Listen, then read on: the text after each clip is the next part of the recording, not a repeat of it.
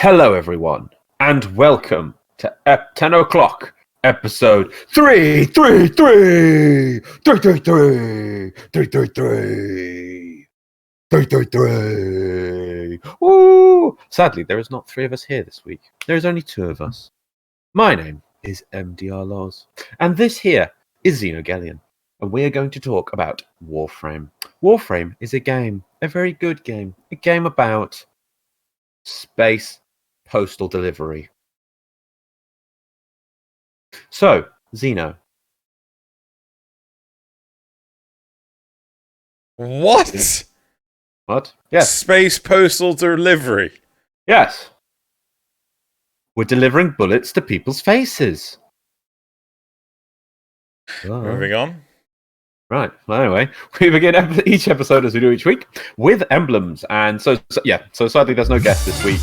Do you want to explain why, or? Yeah. So I did try to organise it that we were going to have D.E. Scott on. However, last week he had to cancel, which Busy man. Very, very busy. Just a scheduling conflict, and it's kind of a good news, bad news situation. Bad news, we couldn't do it with him. Good news is we got to do it on Friday instead. What? Not at all, because we're completely irrelevant and don't matter. No, I'm kidding. It's entirely because we're completely irrelevant. Yeah. Nah, we've had him on before. He's awesome. But, yeah. They're very busy people, and with everything that's going on at the moment, I don't blame them. Yeah. So yeah. All So right. first we'll start with emblems, and then we'll rant around in dojo dusting. Cool. So if we got emblems, I loved. I can see your choice as well this week. Generic I went for kind of shapes. like, I have no idea what this is, so I'm going for this, and I see yours is kind of the same. I remember the days. You remember the days we used to do the worst emblem you could find when we both had a bad emblem and things like that. But it's hard to. It's kind. There's so few emblems these days. It's hard to repeat that. But I know we've kind of got a bit of a theme this week. That there's just like random thing. Well, I mean, colors and shapes. The upside is that the future, hopefully in the future, we'll actually start seeing people using clan sigils as opposed to just emblems. Because the upcoming event is going to have sigils of various different. Yeah, so hopefully that'll be a thing. Yeah, but it'd be really hard to kind of spot them if people have them on their chests at weird angles, at weird opacities. But True, one can only hope. My hope is just more people will have them. That's the big thing. But it's going to be even harder to try and spot them when people have like a weird hunched over True animation set, or they'll be on the back underneath a sign banner, and we'll be like, oh, just gotta crouching and sneaking up on people and trying to paint pictures. Hey, stop ruining it. Your dreams. Yep. Right, so I've got a random glyphy shape of a green crystal being held up in parentheses. What's in parentheses? These parentheses. And you've got... Oh. Do you know what? I've decided why yours wins. I think... Well, I have a feeling of why mine wins. Right. But why do you say mine wins? I want to say yours wins, because it reminds me of the crystal from Tekken Blade. Yes! High five! Yes! The Wii power is strong! The other thing it makes me remind me of a little bit, not as much, it looks a bit like Ryo-Oki from Tenchi Muyo. Rough. Yeah. I can get that. I can also feel the sort of like, I don't know, edgelord equivalent of Kamina's glasses as well. Yeah, I was thinking that, but you've kind of got the brown bit on top of, I suppose you double and overlay. But it's like, edgelord or whatever.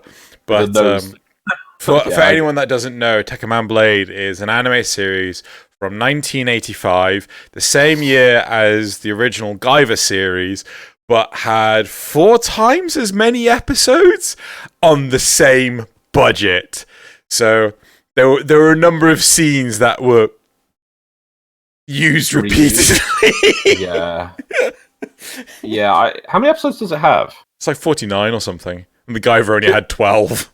It should be 52, is what normal series length is for a full-length series. And obviously, though, you can see it's like, right, I can squeeze this into 13 episodes and give you a really high-definition, really compacted, good series. Or I can stretch it out to 52-ish and get your syndication, and that's what they go for most of the time. But it's got some good arcs in that show. Yeah, it's really, really good series. Just quite a lot to watch, but we'll have to try and rewatch it again. Anyway, but I think yours wins because of Weed Power this week.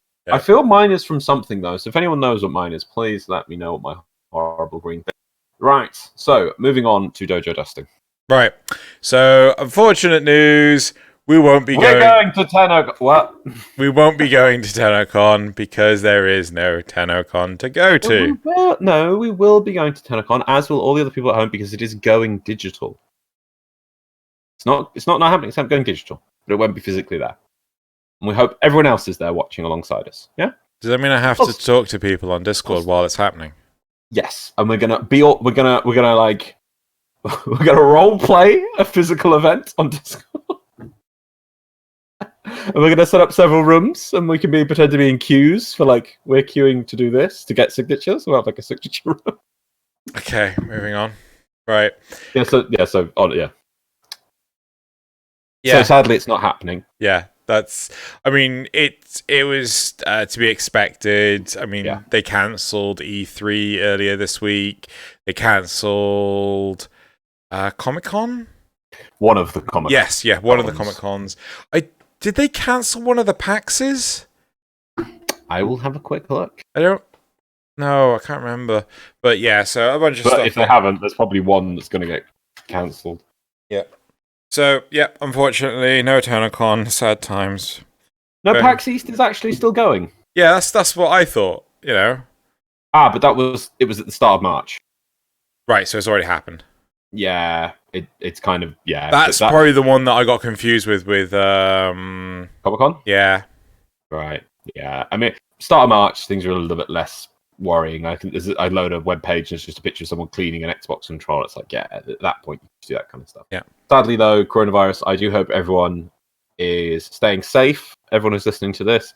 I do hope maybe you have a few supplies. I hope you're not subsisting entirely on toilet paper, which apparently is the running theme at the moment, is toilet paper equals survival for some reason. Please tell me that there is a meme of this week that involves toilet paper. No, sadly. Oh. No, I didn't want to hit hard with the coronavirus memes. I think I've only gone for one coronavirus meme. Fair enough. Sorry, I found it again. Right, yeah. There was a few, but there was not one about toilet paper. But yeah, sadly true. Sadly true. But still, I do hope everyone out there is staying safe. If you feel any symptoms, do go visit call whatever emergency services you have in your area. Maybe get stuff tested if that's how you do it. Just follow whatever your local emergency services or whatever your government's saying. Stay safe. Hopefully, don't worry too much. It does. We're still not sure on the actual mortality rate on it, but I do hope everyone stay safe and does everything they can really just to stay safe. Hopefully, if you do get it, it's not the end of the world. Hopefully, you can get over it. It's one of these things. These things happen very, very rarely, but this is a sign of the times. To live in exciting times. FYI, the 10 o'clock in roughly 2 weeks' time, so 335.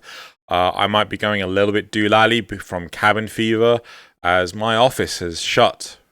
So we're all working from home, and thus I'm in complete isolation, and I'm gonna go insane. Wish I could work from home. I don't know. I struggled to get anything done today because no one was responding to me. Well, you do the work you can, and if no one's responding, then you sit and play games.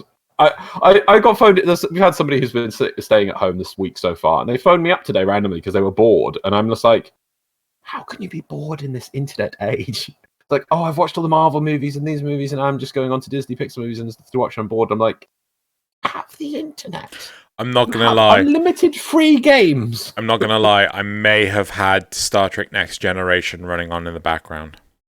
Exactly. If you are to be quarantined at home, just remember you just think what good age you live in that we've got so much entertainment stuff at our fingertips. Can you imagine doing this 40 years ago? It's like you'd be at home, you'd just be sitting there. No, what was that? When would that be? 40 years ago, be in the 1980s. Very limited home cinema or home TV. You'd be watching the news, no video games. Compared to now, no internet. Play Warframe. Worse still, right? Little story time with Xeno, right? Years and years ago, I got my first anime box set ever, which was Tenchi Muyo, and I freaking loved Tenchi Muyo, completely uncensored, so the humor was good and proper. That weekend I got it, some numpty in the village put a shovel through the power line, right? And as a result, our half of the village had no power for 4 days. Very sad. It was very, very sad. Ultimately, the electricity company brought these gigantic generators the size of like a small, like a van from like Yodel or DPD or something. Yes. Yeah, they put 2 of these generators outside our house to power our lot of houses, and these things were loud as hell. Yeah, but they were. Yeah. But what you could do in this day and age now, because even I've got now one in the cupboard, is you can get, if you go on Amazon, you can find lovely little wind-up. I was looking for a wind-up torch, right? Yeah. And that's all I wanted, a torch to wind torch. So I'd ever power ran out, I'd have light. The wind-up torch I got has a radio in it. It has a torch. It has a room light, so I could just shine it on an area if I'm working on something. Yeah. It also can charge my phone. It's got USB. I could charge anything USB, so I could wind up the battery for 10 minutes and then charge something through USB. So I could just put up. So if I had Tenchi Muyo online on my phone, I could charge up my phone, then watch Tenchi Muyo. Don't need no generator. Bam. Get ready, people. Get prepared. Awesome.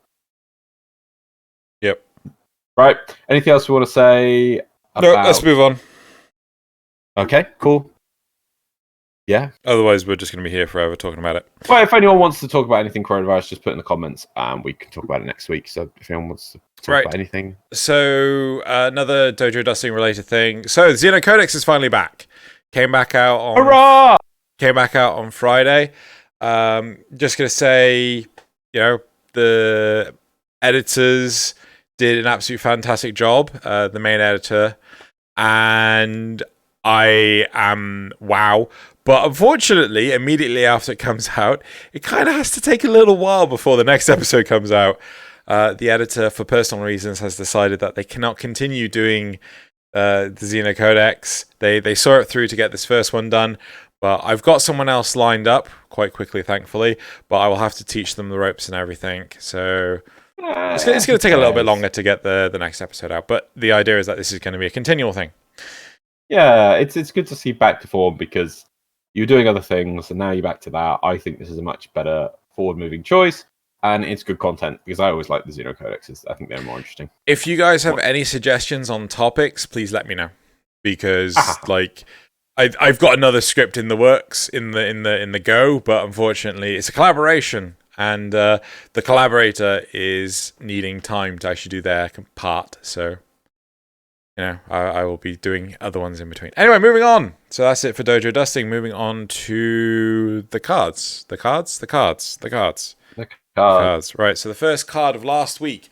Xeno's Animo Moa idea. So, do you remember what this was?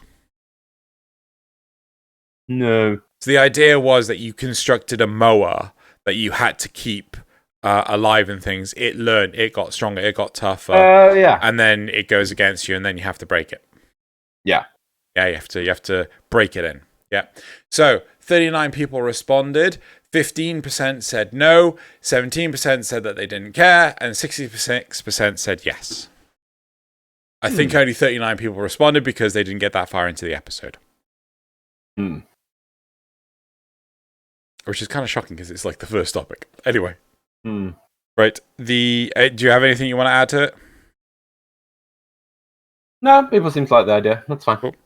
I think I had motion. I do like the fact it would fit into the lore. That's the one thing I'd like to see with how they do Corpus Liches. I would prefer, or maybe you could still link both of them. It's the Corpus Proxy Rebellion. That's what I want to see. Maybe you can combine the two. Yeah. So anyway. Next one. How do you feel about the shotgun status changes? 44 people responded. 11% said negative. 36% said positive, and 52% said impartial. Yep. So, personally, after experiencing it, I don't think it's too big a deal. Like, I recognize that people are like, oh, but it's lower in numbers and things like that. Yeah, but they take less damage to actually kill. So, all in all, it's better. But it's just, you can't really judge it on the statistic that you used to, because Oh god, there was somebody who mentioned shotguns in the thing. Let me just try and find that. Do we want to talk about that now? Yeah, no, it was just a short comment. It was just like, it is... overall, it was from Pepper. Where was it? Right. I'm going to go Pepper's one bit, because what the changes each pellet individually get calculated made the overall status output of the shotguns more viable. They increased the pellet status 3 times for every single shotgun. This means if you only run status on a shotgun that could hit 100% before, it is technically weaker, but now you can run your shotgun with less statuses, or I think that's less status mods, and get a lot more out of it, meaning that you have more open mod slots, you can fill with other good mods. Overall, this is a buff to most shotguns, especially my beloved Corinth. There we go. So, yeah, I see how it means that some people would just look at the flat, they've nerfed my status, and that is true, but you can now, you've freed up mod slots, which gives you more choice. Yeah. I really like that the way of looking at it. So thank you, Pepper, for that. Cool. Do you have anything you want to add to this? No, I mean I haven't been playing, to be honest, with shotguns recently. So, but that's why I'll go with Pepper's amazing. Next, how do you feel about the armor change? 47 people responded to this. 2% said negative. Interesting. 14% said impartial, and 82% said positive. I'm in the positive category. Yeah, I know we didn't do it, but to be honest, as to changes, there was a few people complaining about the way status, and there was a few memes about it, but I overlooked them because I wasn't too sure on them. Something to do with toxin and fire is now the best choice above everything to a ridiculous degree or something. Yeah, but you could say the exact same thing with like slash and shit before. Yeah, so I don't know. I'm going to see how this plays out, but there's a thing in the comments. We'll get to that later. Let's move on to the next card. Right, and then the last card is, are you overall happy with the rework? 45 people responded. 4% said that they didn't care. Wow. People just want to watch the world burn, Xeno. I mean, that doesn't feel like the world burning, but okay. Yeah, if you don't care about the whole damage system for the game, that just seems a bit... Right, 4% said no, and 91% said yes. So overall, yes, people are happy with it. That's cool. Right, so that's it for the cards. Whoa, what the... Oh, I pressed a button. Whoops. Yep. Whoa! Patreon questions. Yes. You there? Yeah. You're a bit cutting out. You just went Patreon. There's nothing else. No, Patreon questions. Patreon questions. Patreon questions. So the first one we have is Scarlet Kingdom. How long till DE nerf/revert the viral changes? Oh, is it viral? Is that toxin plus fire? I always fail at my damage 2.0. I always do, and it never has stuck in my bloody brain. Well, you just keep combining them until you get the one you want. Yeah, that's normally what I do. Where's the images? I love that's the old. I'm gonna find 1 second. Yeah, imagine toxin, fire. Oh no, that's gas. That's gas. Toxin. Cold and toxin. Yeah, sorry, cold toxin. That's it. Yeah. Milinko. Yeah. Milinko. I don't know which one that is. I'm trying. So I second this comment. I don't know. I haven't been playing around too much with them, and maybe that's what people are asking about. They said in this dev stream that they're still playing around with the status effects and things to the point of they're now going to make Kuvaliches susceptible to status effects. So. Interesting. Yeah. The thing is with this is when they say nerf revert, I think this is the first... They were going to do an armor change and a damage 2.5 a while back, and they cancelled that. And now they're actually made the change. I do feel, especially now that they've got the breathing room of a bit slow with the people being out the studio, I think they're going to look at it, and I don't think we've settled yet. It'll probably get some more changes. Just let DE have some time, I think. Yeah. Next one is from Nick Evans. If DE were to introduce a progression system linked to mastery rank that actually influenced more than just starting mod points or amount of extra standing capacity per day, what do you think it should be linked to? Warframe and weapon slots. You should have a base Warframe and weapon slots on your... I think that's definitely a good one. But to be honest, I would like to see... I suppose the extra standing does work, but there are some things I think don't need standing anymore. Yeah, like the Osterons, the Solarians, like they don't need... Focus. Yeah, Focus doesn't need a cap anymore. What would that leave? Samaris? All the Syndicates. All the Syndicates, yeah. Syndicates should stay. The 6 competing syndicates. I mean, like, if you had Fortuna and Osterons competing against each other, fine, but you don't, so there's no reason to cap it. Yeah, What else? So what would I like to add in for Mastery Rank? Yeah. I would like to add in something new. Rather than looking at what we're in the game already, why can't you get sort of like X many sort of boosts per day? To do with like affinity gain. Let's say you can use it up and you'll get if you have master rank 1 to 5, you get 1, 5 to 10 you get 2, and maybe something like missions, and you can choose when to use them or they get used up automatically, of missions where you get double affinity. Could you retroactively do it? So could you do the mission and then apply it? I think you probably have to use it in the mission or set that this mission is going to use it. I wouldn't like that you could then run a mission, and if you didn't get some sort of cheese mechanic working, you go, okay, I won't use it this time, and then you wait to the end screen, see a mission that you do like, and then use it.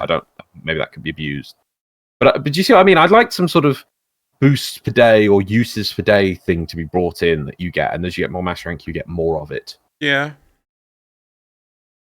Yeah, no, I'm down for that. Maybe you could have a choice of which booster you wanted to use. So you could be like, this is a credit one, this is affinity one. Maybe they couldn't be used in certain places.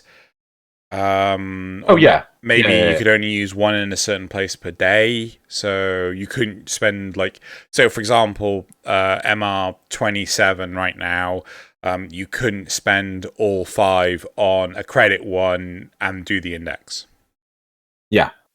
Oh, I don't think it would affect index. It would just be mission rewards, as in direct mission rewards. I don't know, but I like the idea of virtual rewards. I'd like the idea. Well, maybe we wouldn't be able to use on those missions. You know what I mean, though. But what my point is, you could use one on the index. Oh yeah, of course, yeah. Maybe something like that. I think that you would then get, so as you level up, you'll get more of these things to use per day, and it encourage you to at least play X missions a day to use up your bonuses. Maybe I just think you need to get people who are like in the mid to high masteries a reason to go, well, at least I should do this. You know, because sometimes you get, I don't know, I get the feeling that sometimes, I don't know about you, but when it comes to like log in and sometimes you're like, what should I do? At least then you'd have things to use up, maybe. I don't know. Next one is Blinko. When are we getting any progression past Mastery Rank 16? That's interesting because Nick Evans said about a progression system. How do you define progression on Mastery Rank? What, just getting... I know there's weapons up to Mastery 16. I think what Malenko's saying is, it's a reason to go beyond Mastery Rank 16, because as soon as you get to 16, all the locked out systems are then unlocked to you. Because I think the last one is... One of the last ones is Syndicate weapons. You have to be MR15 to use them. Right. So, I'm going to check with this, and maybe people can feed in comments. Would you want anything substantial to be locked behind Mastery? Let's say if they do another section of the focus system, like extra focus nodes, should that be locked behind Mastery? How about if a quest is locked behind Mastery? My response, rank 30 to get a quest. My response to that is no, because I think if anything, no, it should go the other way. It should be that new system should lead towards progression in Mastery, not the other way around. But that's how everything is at the moment. Exactly. So I don't know. Yeah. But the problem is that if you introduce a new system that you have to be MR30 to use, right? Well, that'll instantly put people off. Because that's why I suggested putting things like at the end of the focus system, like a couple of extra nodes. You'd have to get deep into the game before you would even consider those. I know what you mean. Like if you start putting something like the story and people just blitz through the story and get to, Master Rank 10, they have to get to 30 before they can continue the story. That's frustrating. But let's say it was at the end of the focus system, and they're just little buff nodes, nothing serious, but still more nodes for the focus system. But you have to be Master Rank 30 to unlock them. People aren't going to care too much. You'd have to do a lot of systems to get to that point. Yeah, but I mean, never mind. Let's just keep going. Next one's still about progression and focus mastery. Would a progression system that tied mastery rank, focus, intrinsics, and standing together be something that you would see any benefit in? I think mastery rank and focus And also, on top of that, I would also remove the focus cap. Remember, I hate that focus cap. It's one of my bugbears. I really don't want it there anymore. How would you tie them together? As I say, when there'd be some special nodes, not big changes, like it's maybe 2 nodes per tree. Additionally, that when you get to master rank, maybe 20 or 25, maybe one at 20, one at 30, and you could unlock them and then level them up. And they just give you a little bit more buff, just to show a little bit of your mastery actually having a mastery style effect in game. Maybe something, yeah. As for intrinsics, no, because you just need to grind those. And standing, well, it already does, because you can get more standing per day the higher master rank you are. So that always tied together, and I hate it already. Really, standing just doesn't work in my opinion anymore. Next one, Milinko, what are your thoughts on the current status changes? No thoughts. None at all. Nick Evans says, if I ever ask 3 questions in a row, how weird would that be?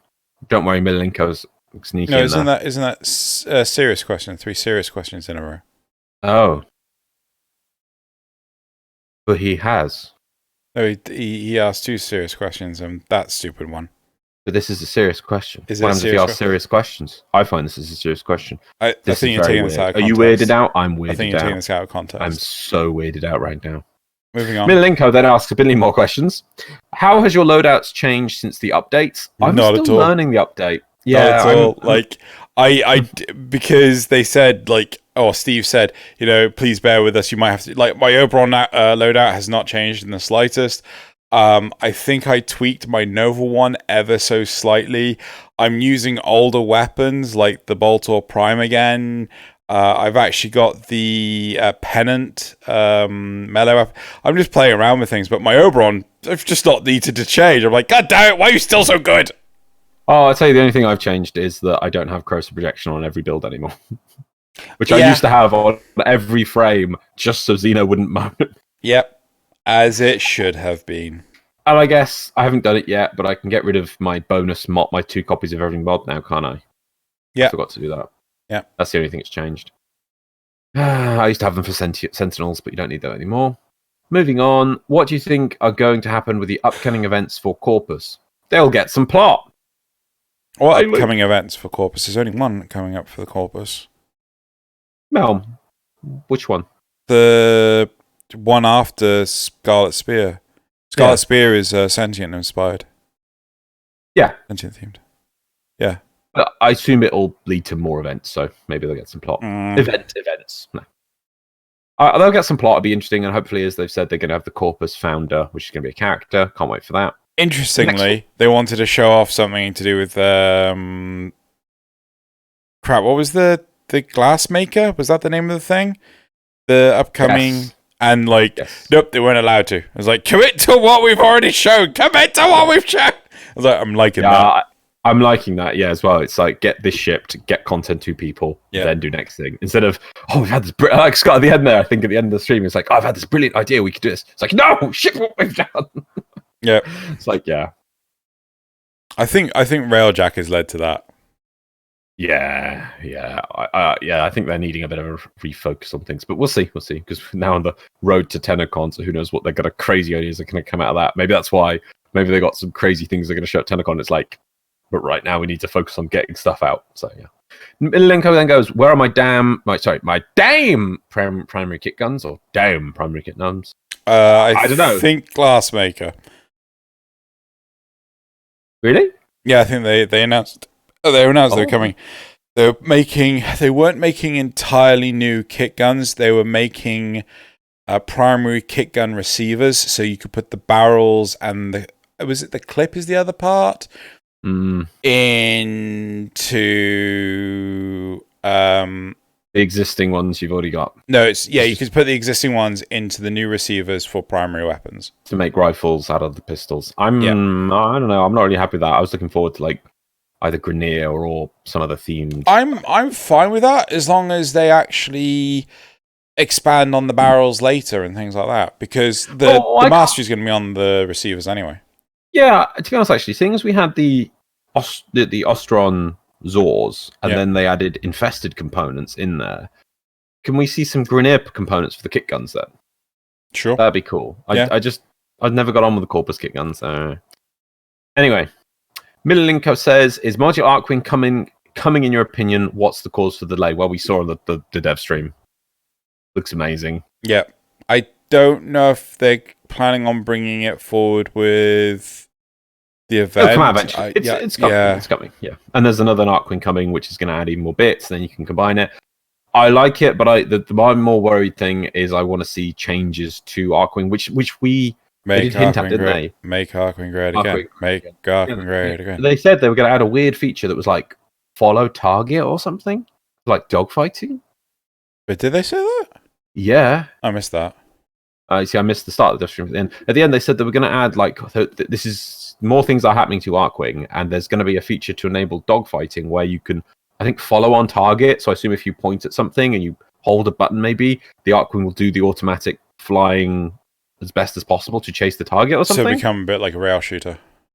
I assume so. I don't know. I don't know if the in part, at least they're doing things. I would be happy with that sort of thing if it was like a new super flight mode or whatever, because it's like a jump. It's like a jet. You can't deviate too much. You can't stray for anything. You always have to follow. Go straight lines. I mean, yeah, I think it'd be quite interesting. I don't know if it'll rail shoot that way. Sorry, if it follows the target and then you can turn yourself into a target. I don't know, it'd be quite interesting. Oh well. Moving on. Milenko says, it seems as if every Warframe system and visual aspects of the game is getting reworked out of the blue with little to no warning. Why hasn't the frames, nicks and chroma, and systems, pets and matchmaking that have been mentioned been further analysed or at least publicly noted as to mention their current status? Status or status? I think it's important. No, first question. Status or status? See, every single time you put that, like, during this during this recording, right? Type the word into chat and then just ask me to read it out loud, because I can't consciously think about it, because otherwise it's like grass or grass. Yeah? Grass. It's easy for that one, right? Because the is for like... Yeah, I can't consciously think about it. Bath. It's like, consciously thinking about doing up your shoelace. Like, how do I do this? It's like, you gotta go do it subconsciously. Okay, fair enough. Anyway, back to Milenko's question. Right, what was... So basically, D have a lot of things on their plate. It's a plate, and they got a lot to do. I think it's important not to highlight too many things. So I oddly enough, I was talking to Marcus from DE about this, and even though people say that they would be happy to see the sausage factory and things, I think hindsight has shown that people don't like seeing the sausage factory. They don't like knowing the negative side of things. So if they were to introduce, say, damage 2.5, assuming that's what this number is, and then, like, oh, there was a horrible design flaw, we had to pull that out of test, or we revisit. Kingpin system. There's a perfect example. Kingpin system just went away. If they said, oh yeah, we put loads of testing into the Kingpin system, we just don't like it, so we're going to put it on the back shelf, people would perceive that negatively. And are you eating a chocolate egg? And... yeah, so I don't think people like hearing negative news. I think this stuff is certainly in the development process, but I don't think we're going to hear about it until closer to the time of release, because I think they've seriously learned their lesson with Railjack. Well,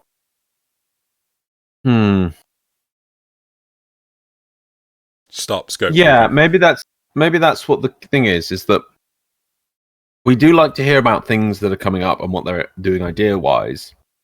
But if they tell us about something that's a year or two away and it's on the long burner, like the Kingpin system was, we keep asking, where's the Kingpin system? Maybe they need to refocus whatever they tell us to. I think people want to see the sausage factory, but they need to see the sausage that's really coming out soon. Yeah. So that's what I think. Sausage in the development stage, where you've got people in a boardroom going, "What type of new sausage shall we come out? Shall we put cheese in it?" is not really that useful. But when you see the sausage on the production line that is being almost ready, not quite in the pack to go, because that's what we normally get, like mid-production, like it's just being pumped out and then being packed up at the moment, but not packed yet, is what people I'm more happier seeing. And I also think that they want to really prevent things like scope creep. Because again, I was talking to other DE staff members, and they were saying like, yeah, we wanted to get Railjack out much sooner than this, but it's just scope creeped massively because of the such high reception at TennoCon. So anyway, same thing though. That is a rod they build for their own back. Oh, yeah. And I think that's why they're like, nope, we're not doing that anymore. Nope, that was a bad thing. We're not doing that anymore. Bad thing. Yeah. Right, moving on. Minilinko says, did I ask good questions? Yes, you did, Minilinko. Thumbs up. There you go. Good questions. More, please. Osadak says, your thoughts on deluxe skins that would change the Warframe's power visuals? Something like making a skin for Frost that would make his power look more Earth-based. Well, sadly, I think we'll only get that for Primes because it's a lot of work. We did have the Nida skin. I forget the name of the big spiky golden Nida skin. Nida skin. You know, the one with the arms across the chest. Yeah, Nida skin. Are you making a joke where you're saying that's base Nidus and anything else isn't Nidus? No, I'm just saying that it is referred to as the Nidus skin because no one can be bothered to remember. It's like the Nezha skin is the Nezha skin. And the Oberon Feark skin is the Oberon Feark skin, because that's the only one anyone can ever be bothered to remember. But you just remembered the word Feark. Yeah. What's the Nezha one, Loz? I don't know. What's the Chroma one, Loz? Do you mean the official one or the Chroma what one?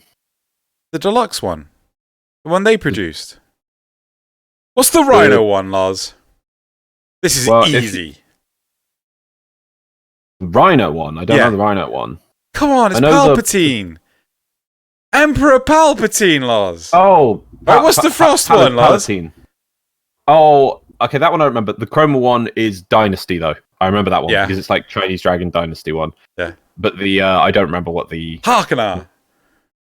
Yeah, see, that's... Yeah, Harkonnen. It's like Harkonnen. Yeah. Harkonnen, yeah. Frike. Freak. Yeah, I think it is Frike, yeah. Right. So it's just the Nidus skin. It's just the Nidus skin. It's fine. It's the Nidus skin. But that's a good example for it. It's a beautiful skin. They even added a companion pet skin to go with it, but they didn't change the abilities. And that's where I think it really lacked. Yeah, it's sad because... Okay, here's a question. Here's a better question. Would you pay extra for a premium skin that has changes to the abilities visually? Yes. Yeah, this is what League of Legends does, or did. I don't know if they still do. It's been a while for me. They did like basic skins, and then the more expensive skins were the ones they put more work into. And then they did. Oh God, what was the character I did? That I bought the skin for. They made basically like super skins. No, it was the guy with the adventurer with an arm gun. Oh, I know the one you're talking about. Yeah, and I bought the super skin for him, and that was that like it would evolve the skin as you leveled up. It had unique sounds, unique animations for all the abilities. It even had a change to the visual of the background to the menus. Yeah, because they made it a whole package skin, and I think if you wanted that, you'd have to pay extra for it. The skin was like 20 quid. It was paying like 20 quid for a skin, but I was like, I like this character. I have to play League at some point. No, maybe we could just play Get Spots. Get Spots, man. No. Can we play Heroes of the Storm then? We can't play Heroes of the Storm. I'm more inclined to play League than Heroes. That's an improvement. There we go. Anyway, moving on. This is dead to me. Wow, it's true. So anyway, my point was, if you're gonna do this, DE needs some return on it because it's a lot more work. Yeah, and I think maybe that's the thing. You'd have to pay a lot for a premium skin. But they'd go the whole hog. Then they would give you like new sound effects, new visuals. I would like to see them do that, actually. Let's see how far they can go and make a completely mad skin that has the full... I'm going to go with the word shebang. Yeah. I don't know if that's... Yeah. It has its own full set of cosmetics. It has its all new animations. It has its maybe even thingy set. No, actually, no, yeah, I would say do this thing. Because maybe they need to start thinking this way. Instead of... Because the excuse will be, we could do that, or we can make you a whole new Warframe. But to be honest, I think they need to start thinking in that direction. Super cosmetics, expensive as well, because at some point we're going to have too many Warframes. I don't know, I feel we will. And I think that is an alternative, because it gives the... Are we reducing the amount of Warframes we get a year? No, I think we're getting 4 a year now. Did we get more in the previous years, though? Did we get more? Years and years and years ago, but we now get at least 4 a year. You see, I wouldn't mind if we went down to 2 new Warframes a year, but we got 2 super premium skins that redid everything on a Warframe. Like, the abilities would look completely different. They'll be completely spiced up with graphical effects, different sounds, different other pieces, unique stuff just for this. Maybe even weapon skins, armor pieces unique to this thing. What's the auxiliary cosmetics? You know, the whole thing. Maybe even like special cosmetics for the set as well. All of this in one massive package. Maybe. I'm not saying no, but like I am kind of against the whole decrease the number of Warframes. But I am more on board. I'd rather more better Warframes than just. Yeah, I'm actually thinking of making a Xeno Codex on like the change in direction for Warframes, because like before they used to be a lot more passive, a lot more interlaced with the gunplay. Now it just feels like a lot of the more recent Warframes. Yeah, but anyway, let's keep going. I'm loving the amount of Patreon questions, by the way. It's this thing, but maybe at some point we have to chop it on a video. Sorry, I'm looking at the time, obviously. And let's keep moving on. We've got more to do. It's from. I will check. I have to do this. I will get it right. Joshua Minnick. Yep. Minnick. Just got it right this week. I checked my list. Holy cow! So many questions. Yeah, I know, right, man? It's crazy. Let me think of a good one. So. We can revive our Warframes for a limited number of times in a game. Lore-wise, and I'm serious here, what is the explanation for that? Do our Warframes have a limited reconstruction ability when we get blasted apart, or is it a strange turn-back-the-clock mechanic? Does the man in the wall give us the ability to resurrect the Warframe, just like the operator is in the War Within and the Sacrifice? Defibrillator. It's a defibrillator. I like to think of it as void defibrillation. It's you like shunting a massive amount of void energy into your Warframe, because that's why that's why you lose your affinity when you do that, because you're kind of like burning your own brain a bit to kind of back into the Warframe. You can only do it so many times. Yeah. The next question, the question you should be asking is, after it has died, how do you get it back? Oh, but after it's died 4 times? Yeah. After you fail the mission, how do you get your Warframe back? Build a new one. You need to build these things once, and then you got one, and it's like it's not just you don't just build the Warframe, you build like the Warframe. Tell that printer. To Joey's 100 Excaliburs. Yeah, he's built 100 Excalibur copy paste machines. Okay, and each machine can maintain 1 Warframe, and then when you lose it pumps out 1 new frame. Okay, but it can't pump out 2 because it can only power 1. Okay. And the way that would also work with my story about the shunting void energy is that's how arcanes also help, because they help focus the void energy through, so you can do it more times without burn back. Pow. What Loz just said. Yeah. Now, also from Joshua Minnick. Oh, Mr. Doctor, I almost forgot to ask, is Loz your birth name? Not asking if it's your real name, it obviously is, but where were you born into it? No. What, Loz? No, it's not your birth name. My name is Lawrence. Shortened for Loz. Lawrence. Do we know where Loz came from? Everyone just called me Loz. I know, but like, did someone just like, oh, I don't like Lawrence, I'm just gonna call you Loz? Because like, you know, all the Lawrences I know, you get names like that. You get like Peter gets called Pete. Yeah. Daniels get called Dan. You are the only Lawrence I know that has been turned into Loz. Really? I know a friend who is Lauren. The same friend in my old school group. She's also called Loz as a shortened to Lauren. Really? So, yeah. That's interesting. It is. So, but if you also want, I'll give you a separate story instead, Joshua Minnick. If you want, you call Mr. Dr. Loz, which would be my... Murder Dr. Loz. Murder Dr. Loz. It'd be MDRLOz, if you want to know where that came from. I had when we first had, because I use that for everything, that is my gamer tag, I always go for MDRLOz. Normally it doesn't have a space. I'd like to add a space or underscore, but most things don't, so I just gave up with doing it, and it's always just MDRLOz, which looks like a mess. I know, but that's how it's always been. It was back in the days of MSN Messenger. One of my school friends said, you know, those were the days before the internet was still young, and it was like changing your name was all edgy and things, and one of my friends said, hey, change your name to MDRLOz. And I was just like, yeah, fine, let's put MDR. And then the next day, they said, like, change your name to flaling blah blah blah, and I was just like, no, and then I just left it as MDRLOz, and then when I was logged on, it was like, oh yeah, Loz. So it was always just that became my thing, and then MDR became. I just use it as a gamer tag in games from then on, and it means many. It came up as many things because in games with French people, it means MDR is mort de rire, which means I probably butchered that pronunciation. I know I'm terrible at that, but it's to die of laughing. Right. Mort, death. De rire is or to die of laughing. So that's the thing. And then I just went for it from there, and I've always used it. And I asked the guy why he said to do that. Well, why did he come up with it? And it was like on his headphones. Yeah. There's a Sony. If you like, look at Sony headphones. There's a brand or a section of Sony. There used to be Sony headphones called MDR, and that is just on his headphones. So that's what it is. That's why it's MDRLOz. Sony headphones. Let's see if I can get it now. MDR. Yeah, it still exists. If you type in MDR, it's just how they code their headphones or something. There we go. So that's why it's MDRLOz. And then that obviously became Mr. Dr. Loz. No, Murder Dr. Loz.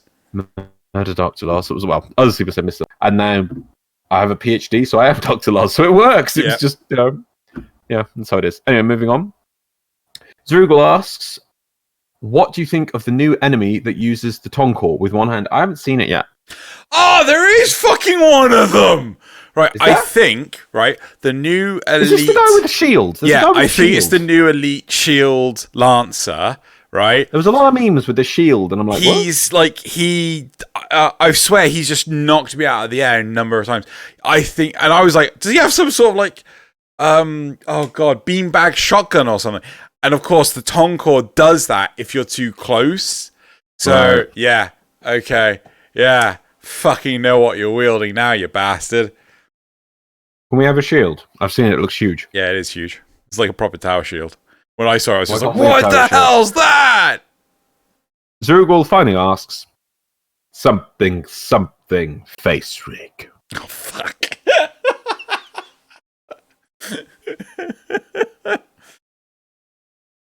You know what? I'm going to help you out, Zrugal. I'm going to go to Steam right now. Type in face rig. Do you have it? I don't, and I'm going to buy it right now. Buying it right now. Purchase for myself. Wait, are we both going to do face rig? At some point, that was the promise. Okay, we're both going to do face rig, fine. They are, Zrugal. I have bought face rig. Awesome. We will get there, Zrugal. We will get there. Now, what can I buy as add-ons for face rig? Let's keep going with the show. How much? Face rig pro upgrade, 50 quid. What is this? What the fuck? Let's move on. Let's move on, Loz. Loz, let's move on. I can be a dragon? Loz, let's move on. Let's move on. Radio. Now. Okay, fine, let's move on. That is it for the Patreon questions. Let's move on to the community responses. I don't have that many this week, so that's kind of cool. So, Yokai1235, just throwing more fuel to the fire. All Apex weapons they are adding are Titanfall 1 and 2 weapons. I can't remember how that came up. No idea. I think the guest was saying about Titanfall not having much content, adding stuff in. No idea. And if that's the guest, he was saying that they take a few months to do weapons. And if they're just adding in Titanfall 1 and 2 weapons as like every few months, that's kind of rubbish. That really is kind of rubbish. I do like the fact that I like the fact when Apex Legends came out, it was linked to Titanfall because I love Titanfall. I played Titanfall 1. I still haven't got around playing Titanfall 2, but I really mean to. I like really love Titanfall. Like I thought it was a brilliant idea. I love mechs, so man. So that's kind of makes me sad because I want Titanfall 3. Like I now have a brilliant machine to play Titanfall games on, and they haven't done Titanfall 3, and I'm like, come on. Anyway, they never will. Pepper came out with some brilliant points. Just 2 of these. I was pretty positive about these changes in Spirit. This is damage changes, and I still am, but they completely fucked up the numbers with this. Where we had at least 3 balanced elements before, corrosive, fire, and gas, now we have one that is so much better than anything else, it's just kind of stupid not to run it. That being viral and heat as a combo. Okay. Really hope they fix this week, so we have build diversity again. Zandy Pants should have a video out today or tomorrow about why or how they fixed this up so bad. Now, see this thing, I added that last bit in. First of all, shout out to Zandy Pants, because if you guys don't know Zandy Pants, he does some amazing content. And to be honest, I'm going to go watch his video after this, if there is any videos about it, because that man, he switched on. He know where it's at. So, and he's a really cool dude. So I'm going to let him explain it to me so I understand from now on. So yeah, So check out Zandy Pants because he'll probably have to explain this if it's good or bad or whatever. Yeah. Well, no, I get that it's bad, but again, they're still working on it. Yes, but Zandy Pants will explain. I mean, I think they said that was it toxin and impact damage, the status changes or something. You know, they're likely to come out on console before PC, or is it the other way around? I don't know. Oh, they said it was going to come on console before PC, and I'm like, nah, knife, nah. No. Nah. Well, the thing is, if they do that, then I'll be like, Rainbow Bridge when? Rainbow Bridge when? Rainbow Bridge when? Rainbow Bridge when? Rainbow Bridge when? Rainbow Bridge when? You did this now. It's your own problem. Rainbow Bridge when? Rainbow Bridge when? Yeah. Because if they can bring out stuff on consoles before PC, it brings up that question massively, because that was one of the issues. It's like the builds won't be in sync. Right. Oh, so now the console build is ahead of the PC build? So it's not the PC build, which you can always catch up in a day or so, and you can get the console build ahead of that, right? Link them up. Yeah. I wouldn't even mind if they did it that there was periods it linked up. Let's say like for a month it was linked up and then we knew it'd be desynced. But I would just love to play with console players and to know that I am able to play at certain periods. But who knows? Anyway, Pepper also says, the reason I voted for episodic New War was because I didn't want it to be like the other quests where you have like 5 to 7 missions that are over in like 1 to 1.5 hours and then it's over. That's not a war. I want to feel like we are fighting the sentience for a long time and not just a simple one and done thing. I do want a bigger quest for the New War, but I want that to be the ending, which hopefully finishes the whole Evil Lotus storyline. I'd be okay if we only got that at the end of the year, if we get smaller stuff in between. That's the thing. I put this comment in because I really liked it, Pepper, and I think it's a good way of looking at it. And it made me think as well. The New War needs to feel like a war. At the moment, it feels like the new tickle, the new wet fart. Just like bleh. What was that? Bleh. I really want to see it step up, because I understand what he means. I understand what they mean by a 1 to 1.5 hours and that's it for the quests are over. Obviously, we got that with cinematic quests, but normally the cinematic quest would have what I refer to as the legacy of it. So you get things like the focus system for Second Dream, and then you had War Within, which kind of expanded with Kuva and all the stuff attached with Kuva. That's kind of the legacy of it. So if we get the New War quest, or we start getting New War quest, I want to know what the legacy is for that. And maybe if it starts the New War actually, and the New War quest legacy components are the actual war itself. But at the moment, it doesn't feel like a war. I want to see, and this is a quote from Steve from years ago when he put the invasions in, that this is putting the war back in Warframe. I think that's a thing they need to keep in their minds. We need to see the war back in Warframe. We are now going to have a war. It should feel like a war, not like and then there's some sentient ship somewhere that you can kind of fight every now and again. So my biggest interest is with this whole New War. We've got the upcoming Scarlet Spear event. Is that just going to be a one and done event, like so many of the older ones? Yeah. Or is it going to be a constantly repeating thing? Because if that's the case, it doesn't feel like it's part of a war. It just feels like a part of the status quo. Because you've got things like Warhammer 40k. Okay, you've got you know more about this than I do, but the war between all the factions and everything. How long has it been going on for? Drew. Yeah. It is the 41st millennium. Yeah. And there is only war. Right. That's it, man. So how long has it been going on for? Never ended. It's always been going on. So it just like the universe came into being and the war was already started. Pretty much. There is only and ever only was war. Like, there's only war. Like, bad things happen. There's still war. We've now founded a galaxy-spanning empire. There's still war. There's only war. There's always war. It was like vast universe. Was it the Niblonians that existed 10 minutes before the Big Bang? You know, exactly. War existed like 10 eons before the Big Bang. Yeah. So if you go, this is when it is the limit of my knowledge for 40k, but when you go into the deep old lore of 40k that they've set up, there's things like the elder races. I don't know what they're called, but they're like, they invented the orcs, and the orcs were like, you might think the orcs are just feral, weird mushroom creatures, but it's like, no, they were designed that way because A, they're immune to chaos, B, they're an easy multiplying army, and C, that they're like designed to increase their power based on how many there are. Right. So they're like semi-magical. You know how orc guns work? Yeah. They believe it works and thus it works. They believe it works and thus it works. Yeah, they have this kind of magical field, sort of psychic magic field. They were like built to defeat, I don't know if it was the Necron. No, I think the Necrons were also built. It's like built to defeat chaos because they're the perfect opposite. They're an army which can't be corrupted because of what they are. But the original people who made them have got, there's things like that. So it's like, even then, there was war. It's like the universe has always been just at war. Right. By the way, the Necrons, the Tyranids coming for more war because there will always be war. It is the grim dark of the future because there's only war. But my point is that, you know, if you've got the new war and the new war is happening for years and years and years and years and years, it ain't a new war, it's just war. You know, it's just like, this isn't part of the narrative, this is just happening.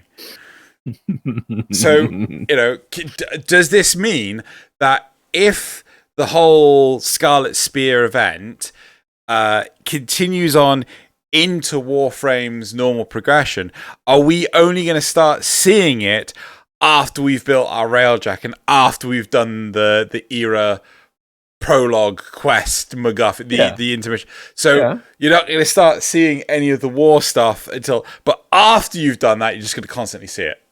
Yeah. So there's no resolution. I hope it works like that. No, it could have a resolution in a later event or something, or it could. I really wouldn't mind if they just set up like a year-long event. I think that'd be kind of cool. Just keep adding things to it and keep having it rotate. No, but my point is, it won't be a year long. It'll just keep going. Yeah, they could appoint. They could stop. No, what do you mean stop? Event. Well, they would remove that mechanic from the game. I just don't think they'd do that. Yeah, it would be tricky. Well, I think we are just going to have the war, and we're now always at war. I don't know if we're ever going to, in lore, defeat the sentients. I don't know. I just want to go to tower. Right. Crasher, two last things. Crasher28 Alec says, the alligator flu will come from Florida in the USA. Trust me, ha ha ha ha. Yep. Because they eat alligators, that would be interesting. And last one, Petter, P-E-T-R, Peter Petter. Had an interesting idea about how to do corpus liches from some interesting lore points. They first of all pointed out how the corpus clearly do have access to cephalons, because one of the first things Darvo says is your ship cephalon is malfunctioning, you should get a new one. I can sell you one, basically. And also pointed out a line about when you've got Vor's shackle on you. Yeah. That apparently Darvo says a line that's like, that's something similar to what we use to keep our robotics in line. Yeah, I'm thinking that's kind of cool. So if it was Star kind Wars of combine Warframe these canon things, when? Oh, what restraining bolt style thing. Yeah. So combining that kind of thing to be how the robotic liches kind of work, and that'd be kind of interesting. That was a really good idea. His English wasn't. I don't know if his English is not his first language or if it was just a rushed piece of text. But I didn't. That's what I've pulled from it. But it was a little more complicated to do with robotic factories and things. But it was very hard to read. So. Yes. Yeah, there's still some cool ideas in that, and that's really cool to pick out those little bits in the lore and how those could weave in. That's the kind of thing I like to see. It's like weave it into the existing lore, unlike Doctor Who. No, we won't go there, Loz. Don't regress. Right, so moving on. Right, we've done the community. No, it was the YouTube responses. Was that what we're going to call it? YouTube response? No, Loz. No, Loz. Oh, fuck, we lost them. But sorry. I was lost there for a second. I was going to world where. No, don't even think about it. Added random things that made no sense. Right. Let's move on. Topics. Right. At least you'll be happy to know that Star Trek Picard was a bit better this week. Everyone's told me it was worse. No, I promise you it was better. Everyone's giving up on the show from what I can tell, and I was listening to people who forever told me it was good, and I was just listening to them on TeamSpeak this week was... Yeah. Wow, I don't think they ever liked Star Trek. Right, so moving on. Going on to the topics. Topics for this week. Topic number 1. You can't just slap a negative 90% radial damage fall off on AoE weapons and call it a day. Pretty sure you can. Topic 2. I personally think that liches are in an amazing spot right now. Topic 3. DevStream 140. Right, so go to topic 1. Gonna go to topic 1. Gonna go. Oh no, I broke it. You can't just slap a minus 90% radial damage fall off on AoE weapons and call it a day. Right. All that does is make a great deal of weapons like the Kuva Brahma slightly less great, but makes the weapon that were decent garbage now. Cool. The Tsar, the Exceltra, and other weapons with small AoE explosions got majorly shafted with this from this change. The Tsar already wasn't that great before, and with the explosion and shotgun status nerf, it became shit tier. The Exceltra might as well be another random rifle, since the explosion does garbage damage and the effects block your vision for little benefit. I see more people than ever bringing the freaking Brahma everywhere because why not? Since it's the only one of the few AoE weapons that still work.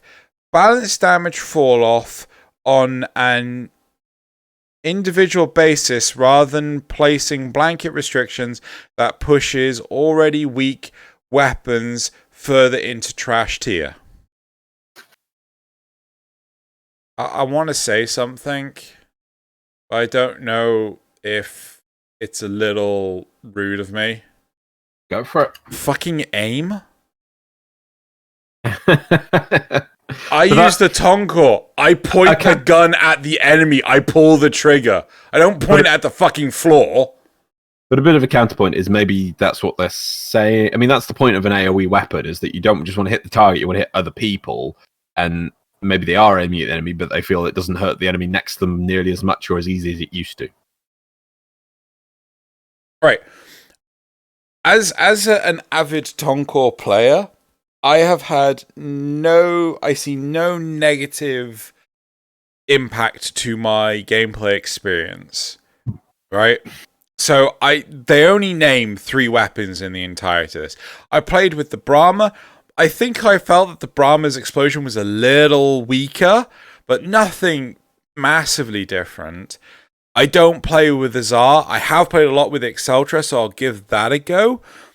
But no, I mean, like, my question is, now, I assume it's damage fall off after a certain range. Does that range get expanded with Firestorm? I have no idea what Firestorm is. It increases the range of explosions on all rifle-based weapons. Improves the blast radius of specialized launcher weapons, plus 24% blast radius. Well, yeah, the fall-off would also have to be modified with it. Use Firestorm, then. Yeah. It's one of the early mods. It's been in for ages. I love Firestorm. I've always loved that it makes explosion bigger. And they've got the list up of here of things it is attachable to. The Tsar's on here. What did they say? The Tonko, you got the Tsar and Exceltra. Exceltra, Batacor, Ferox, Javlok, Comorex, Kuva Brahma, Kuva Chakra, Lens, Mutilis Quanta, Ogris, Opticore. Oh wow, Optical. Penta, Scourge, Shendu, Simulor, Tonko, Torrid, Tsar, Zhuge Prime. It's a fair amount of explosive weapons there. It sounds like all of them, to be fair. And that's the ones they've listed. And I know that, yeah, it might be a massive reduction and that might only improve it slightly, but there at least you can mod into an option that might make it better. No? Yeah. Yeah, no, I completely concur. Yeah. I mean, I've not used the newer weapons, it's true. But and I never was a fan of the Tsar, so I haven't given that a go. It just felt like a thing to kill yourself with. But, yeah. But even so, it's just like... I mean, can I just point out, if I'm not getting what this person is specifically working on, the Firestorm wouldn't fix that, please let me know in the comments. I will read it for next week. I read every comment. I haven't said that in a while. If you put a comment, I will read it. It will be read, definitely read, 100% full. We don't record until I finish reading all the comments. So if I'm completely wrong on this, which can happen, I hold my hands up. Please, someone correct me in the comments. I would love to read the comment. Even if it proves me completely wrong, please put it there for me. Like, I just... it seems to be obvious to me. Okay, they've reduced the damage fall off, and I want my AoE weapons to be more AoE. Here's a mod for that. No? Yeah, no, I completely concur. It's just like... I don't see the... Did I read out? Oh, no, the Penta's on here. Yeah, and the Sakura Penta. Sorry, there's also the Kuva Vandal, Sakura, Synod Simulor, and the Kuva Tonkor. They're all on there as well. Yeah, I just don't see...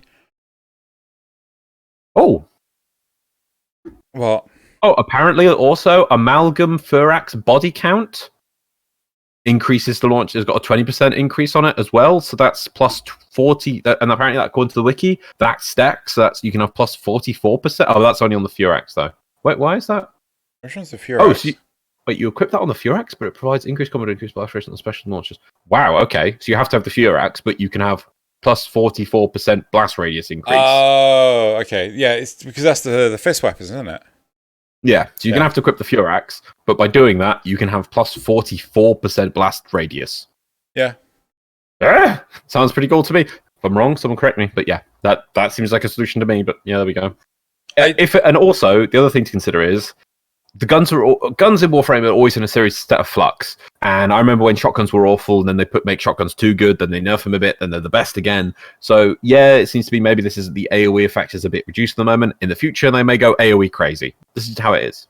I mean, like, of all things, I would argue, can we please get rid of the minimum explosion distance, because things like the Tonkor.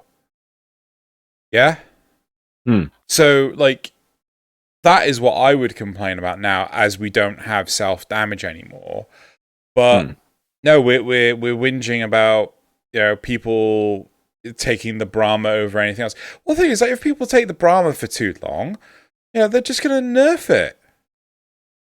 And the reason why the Brahma is good is not because it has one explosion, it's because it has many explosions. You do the same thing with the lens. I'm pretty sure the lens is going to just like, oh yeah, look, the lens. Super explosions. Yeah. Was the lens in the affected list? Yeah, I think it was. Yeah, the lens is in there. Yeah.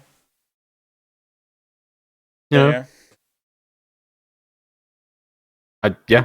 I mean, I might be completely wrong on this, so if I am, someone please let me know. Yeah, I don't agree with this post. Let's see if I'm horribly wrong with this. Let's go to the replies. Cool.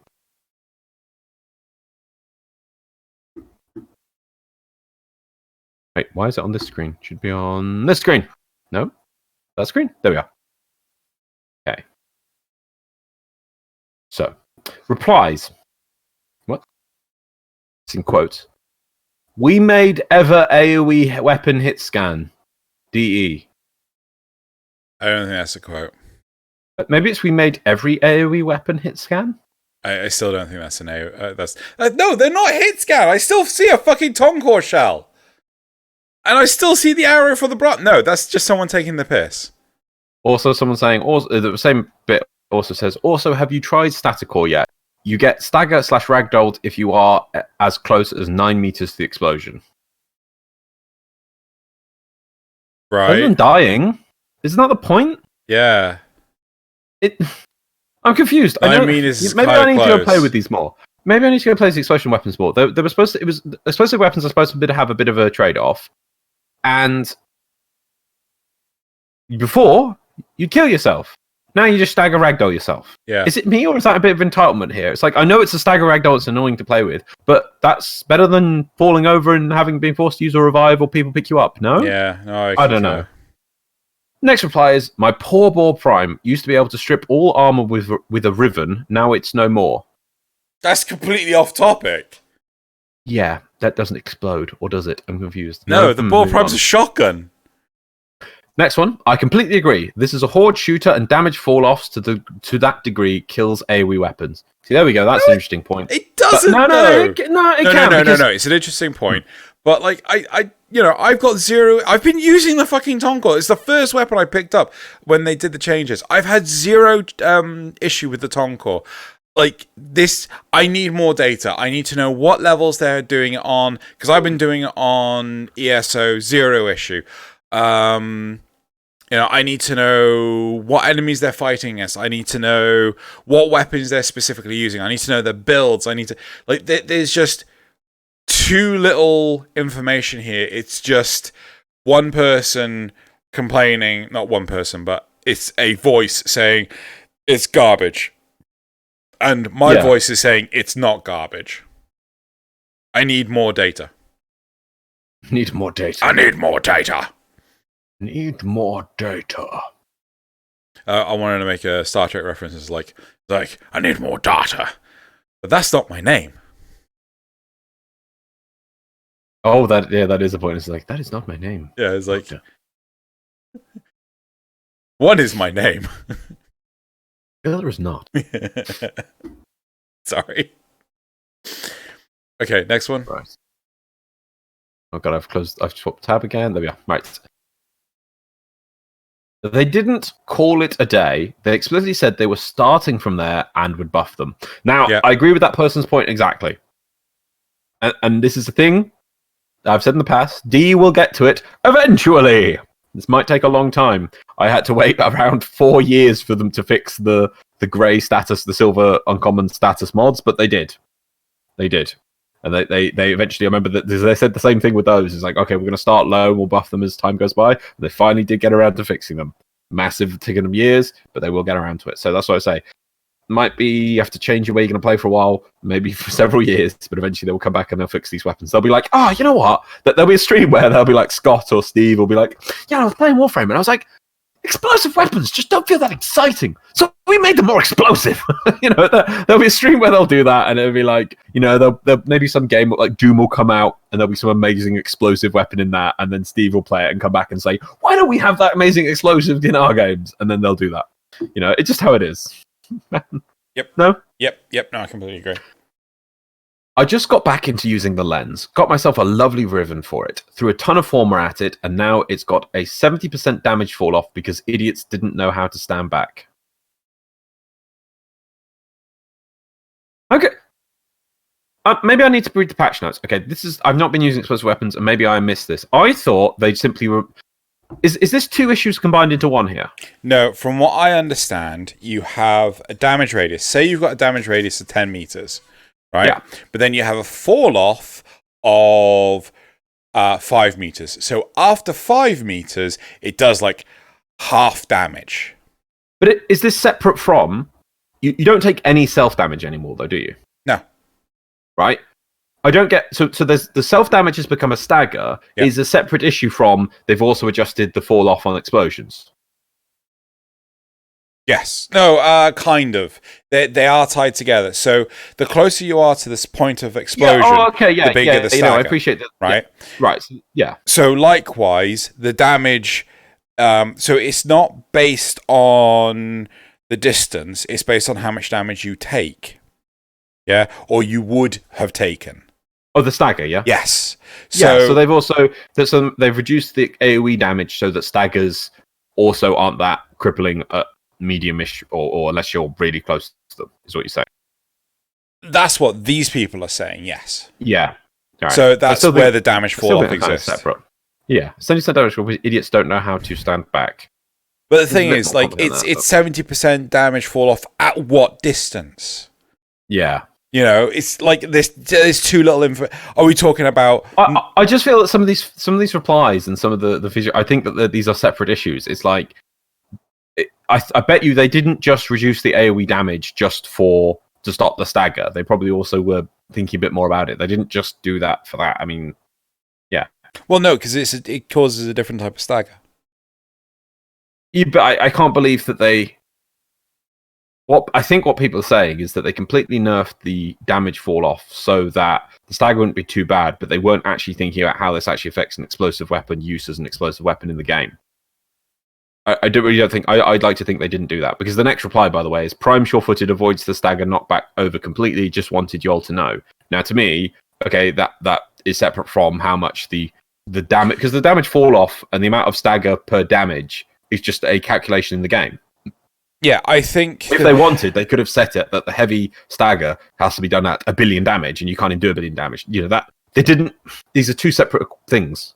Yeah, so I really feel that Okay, so I think the original post is complaining because the fall off exists and thus they can't maximize their damage output, right? Some of these replies are basically saying that it's stupid how much you stagger, right? Regardless of the distance. And then there are some people that are saying, like the last one, if you just put on prime shore footage, you won't stagger at all. It's not the stagger that's the problem, it's the damage, right? The original poster is complaining about the damage. Yeah, I don't think there's a consensus of what the replies are saying. It's just people just whinging. Yeah. Like especially that ball prime one. It's just like, what the fuck is that about? Yeah, I think that's why I think people are bringing multiple issues here. That's somebody complaining about the shotguns, bringing that in and complaining. I'm like, you just want to complain, don't you? Yeah. Yeah, that's the last replies for that. I have zero issue with the. Okay, I want to put a question. Do you have a problem with the launcher fall off damage fall off? And then we'll move on to topic 2. Oh no, that's the filters button. Properties. Do you have a problem with the launcher damage fall off? Okay, hit that button. Nope, wait, that button. There we go. And we'll migrate on to topic 2. Cool. I personally think that liches are in an amazing spot right now. That's nice to hear. Liches are one of my favorite parts of the game. They only got better and more fun with time. To me, the Murmur missions are always entertaining and a bit challenging. As a veteran, I still love doing liches after getting every weapon at least once. That is honestly nice to hear. This is not me just being a white knight. It's nice to hear positive things. We hear so many negative things. Getting the odd positive one is a nice, refreshing thing. Yep. I've been happy with liches. I think I've been happy with liches from the first launch. And I like the fact that they've... What? I think you had some complaints. Probably. But I like that they're still getting attention, that they're still being tweaked here and there. One of my biggest complaints was the fact that they released them and then they moved straight on to Empyrean. Right? It's just like, no, finish this off, then move on to Empyrean. But still, loads of people are not doing liches. Typically, when I do a lich run, it's because I have brought people with me. Right? Like, right now, the footage is of just me and one other person doing liches, right? It is what it is. I think that they need to remove the element of you have to go to a specific node to get a lich. I think that lich missions should be separated, like, oh gosh, what's the name of the dang thing? Void Fisher missions. So everyone has the same Void Fishers in the same locations across the star chart. Yeah? So I think everyone should have the same nodes for their Kuva Lich. Okay, I see what you mean. Because then standardizing it, yeah. Yeah, because that way there's there's not a reduced chance, but it's a greater chance of playing with other people, right? Because I did see in the dev stream they were looking to up the difficulty on liches. Up the difficulty? Yeah, they said that there was loads of comments in chat about Warframe easy mode and whatever, and they said they were going to up the difficulty of liches. Oh, okay. I think maybe that like for upper tiers or something, but they were saying something along those lines. Right. Sure. But yeah, so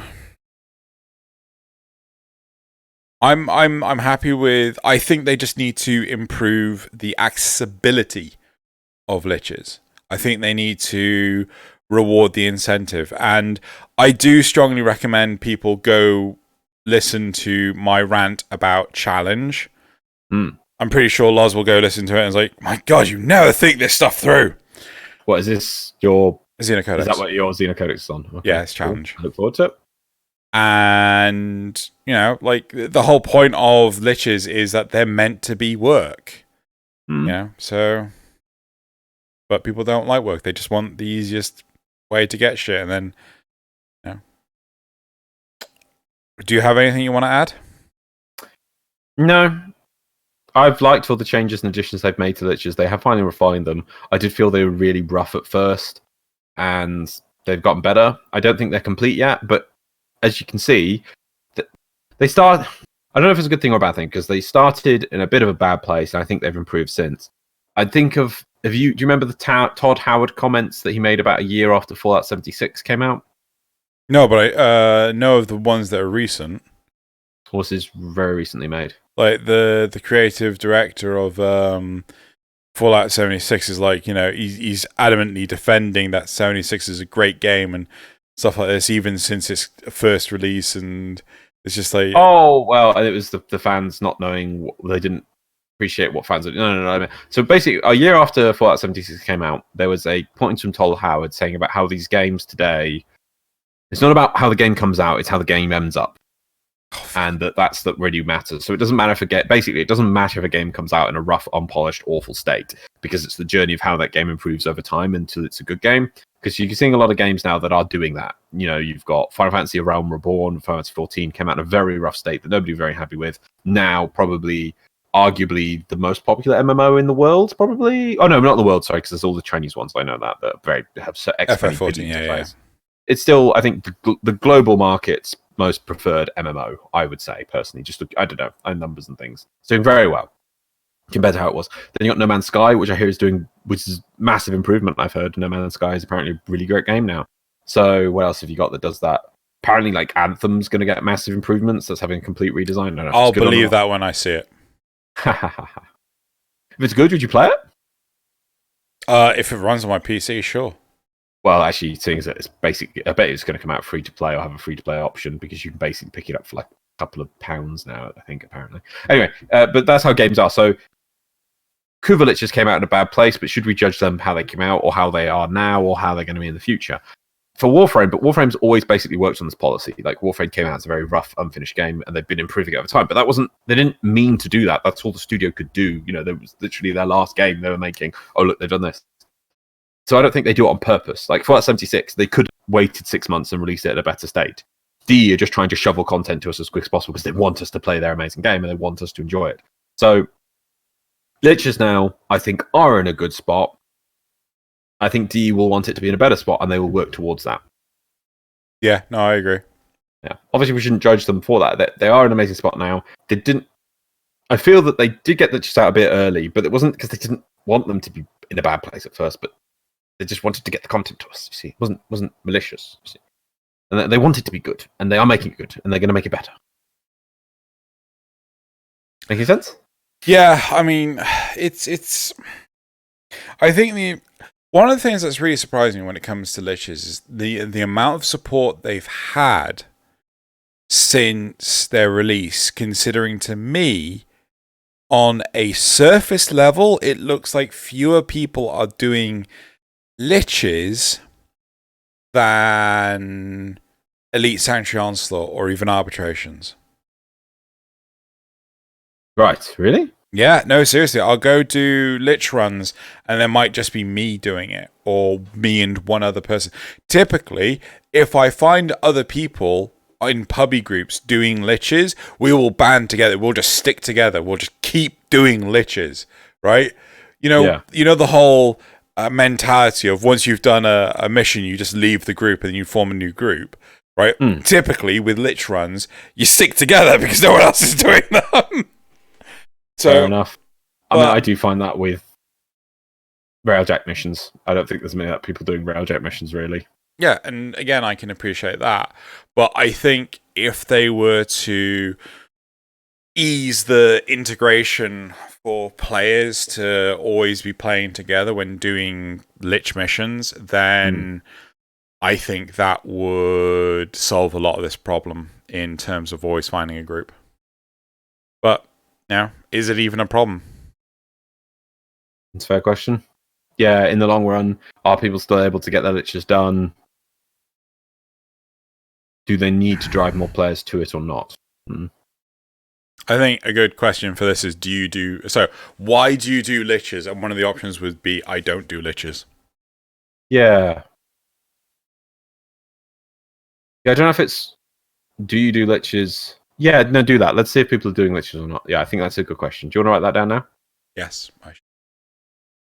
So, why are you doing Liches?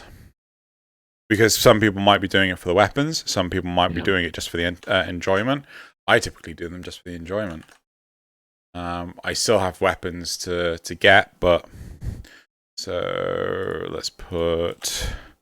weapons /fun /I don't.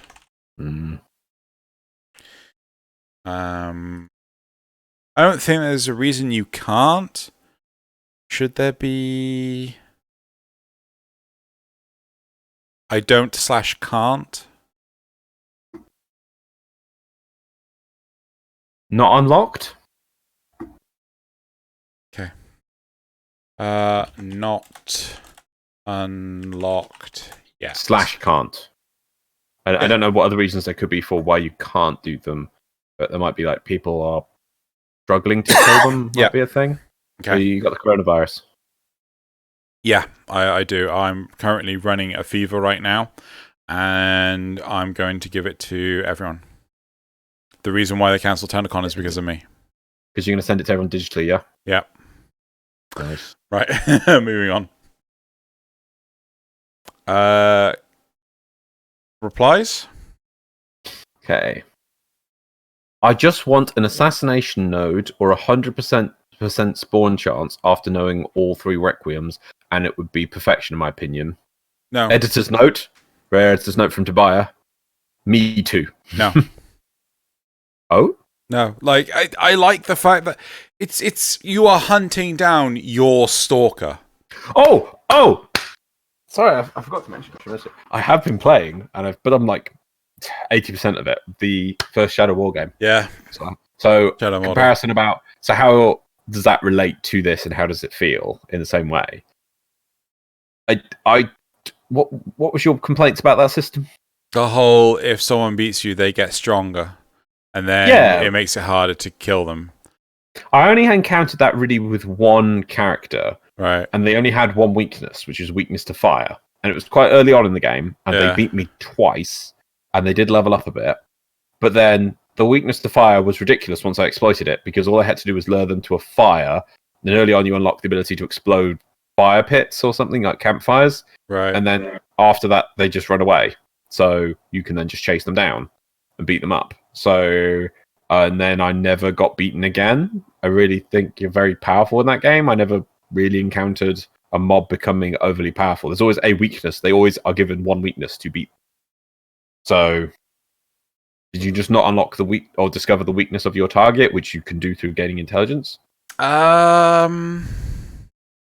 honestly can't remember. I think some of the weaknesses were like absolutely ridiculous. Oh, they're more like there was one which I think was the the mounts. Caragors. Yeah, I think one of the weaknesses was one of the Caragors, but I couldn't get the Caragor anywhere near the enemy because the enemy was in like the middle of like a little weird town shanty setup sort of thing, and I always got knocked off the Caragor before I got anywhere near the enemy. I've never been knocked off a Caragor. How'd you get knocked off a Caragor? I don't know, like I think they were throwing. No, I thought they were throwing stuff at me.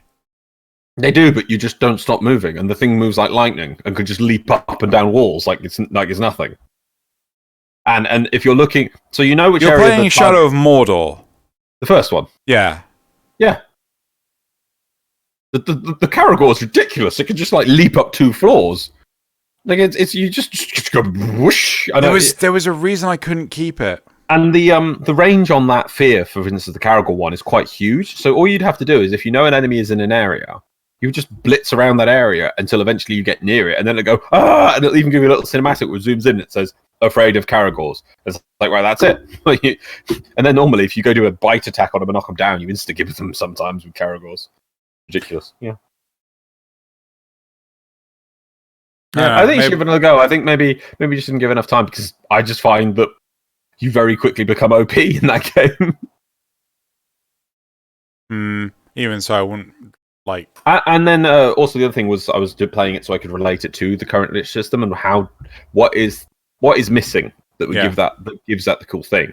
Obviously, I would love to see a lich or liches turn up in open world areas. Yeah. So you just know where a lich is on the map, and then you get a special event with your lich, because that's the kind of the feel that's missing from that. The other thing is you can only have one lich at a time, and a key part of that system is the interaction between things between different nemesises. Yeah. You know, this mob hates this mob. You can have like this mob is afraid of this mob. I mean, basically the way I played it stupidly is because I was so interested in that system, I started the game up and just focused on doing that system ridiculously large amounts, and I didn't actually do any of the storyline. And then I did that to the point that I was leveled up, and then went, I better do the storyline. And then I unlocked the ability to, like, when you actually make them your side. I think you might be playing Shadow War, because I don't think you can do that in Mordor. You can. It's the first one. You can. You unlock the second map. Have you unlocked the second map yet? You didn't play it that long, did you? How long did I play it for? Well, you can see on Steam. Yeah, I'm going to. Because my point that I'm going to get to is that one of the great, even without that ability, because that just changes how you. I've played 24 hours of Shadow of Mordor. It is the interaction between mobs. So you can make a mob fight another mob. You can make mobs become subordinate to other mobs. I played 12 hours. Ah, well, there you go. That's not a good. Well, you clearly haven't been focusing on the story or whatever, but that's quite a long time, actually. But yeah, I basically just sat on the first map for ages, just thinking, this is awesome, just play it, having fun. And then I was like, there's a second map I can rush to. Oh, okay. Oh, and I'll get that thing about where you can make people work for you and things. But anyway, the whole point I couldn't get. I don't remember that. Are you sure you were playing Shadow of Mordor? Because I swear they didn't have the conversion thing on the first game. It was the second game. No, it's on the first game. It's definitely the first game, because the story, the ranger dies, and then the lich doesn't know who he is, who's part of you, and you have to uncover his story. And it's the first game. But you just need to get later on, clearly you didn't get that far. But anyway, I played the whole game I played like most of that at least 18 hours on the first map before I went, hey, let's go to the second map. I barely even started the second map because I tried to clear out the whole of the first map. I played it so much. The story was hilarious because the silly thing is, mobs that you fight get unlocked if you do the story, and I literally ignored the story and was like, this is too easy. Look, things like ghouls, berserkers, which are like the ones you can't attack from front, they've got 2 axes, and guys with shields, none of those appear until you do that part of the story. So I was just literally fighting basic orcs the whole time for ages, leveling up off that. It was hilarious, but more stuff comes in as you do the story. So anyway, the other thing is that the interaction between mobs, I would like to see the lich system let you have multiple liches up, and you can have interaction between liches. And then when you turn a lich, you can use a lich against a lich. That's the kind of thing that's missing that would really push the lich system to the next level, because it's too focused on you versus the lich. The nemesis system isn't just about that. It's not just the whole thing on the nemesis system is the really cool bit. So when you're trying to go after one mob, and then 2 other named mobs turn up that you like, oh damn, now what do I do? And then you're like, okay, well this one's afraid of fire. This one's this. Okay, this guy's running. I'll freeze this guy here so I can try and capture or kill this guy. And it's the interaction between them. Or then a mob will run away, and then they'll get angry at you in revenge, or by using the weakness of one mob actually angers another mob, because some mobs get buffed by, let's say, fear to Caragor. Let's say I rode on a Caragor trying to kill one mob, but there's another mob turns up who is enraged by Caragor, so he's going to be buffed up and super deadly.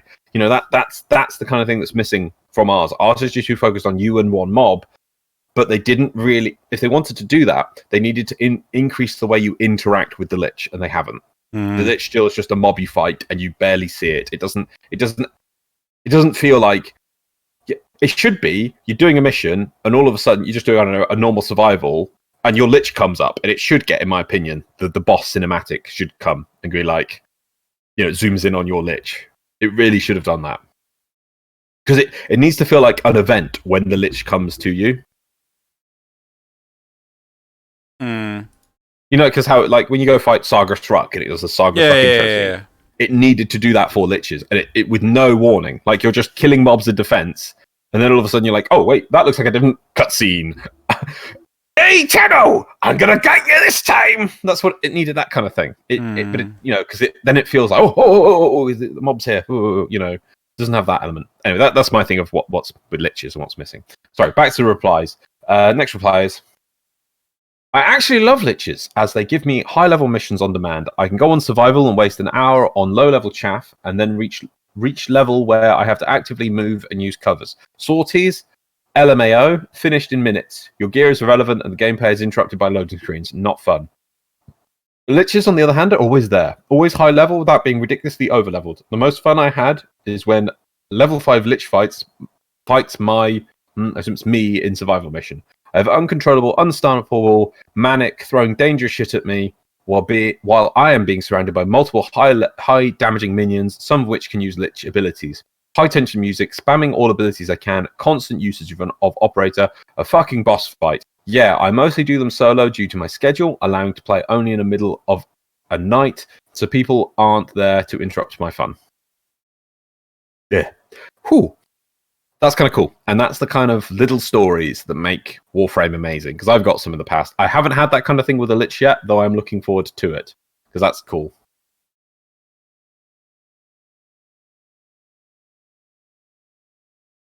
Yeah, I mean, one thing that I would like more... So one of the issues I had with farming my Lich recently is I forgot that I was doing a Lich, and I decided to swap out my weapons and everything, and I've forgotten that I'd taken those specific weapons because my Lich had a weakness to them. So I think one thing that would be nice is on your UI, like maybe a positive or negative symbol on your weapons to say, like, you know, this is good against the Lich, this is bad against the Lich. What, when you're using the weapon? Not when you're using the weapon, but when you're like in the arsenal or something like that. Because against your current Lich. Yes, because the problem is, like, as I said, I went from like the Boltor Prime to the Tenor, and I was just like, was it Tenora? Yeah, the Tenora, sorry. And I was just like, oh, this is doing fuck all now. Whoops. Night and day in difference in damage, yeah? Oh, huge difference in damage, yeah.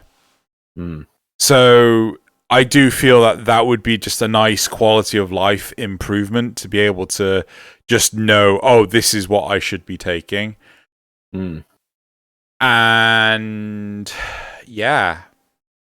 I'm happy with where the Liches are. I'm happy that other people are there as well. Though I'm just looking at the next one.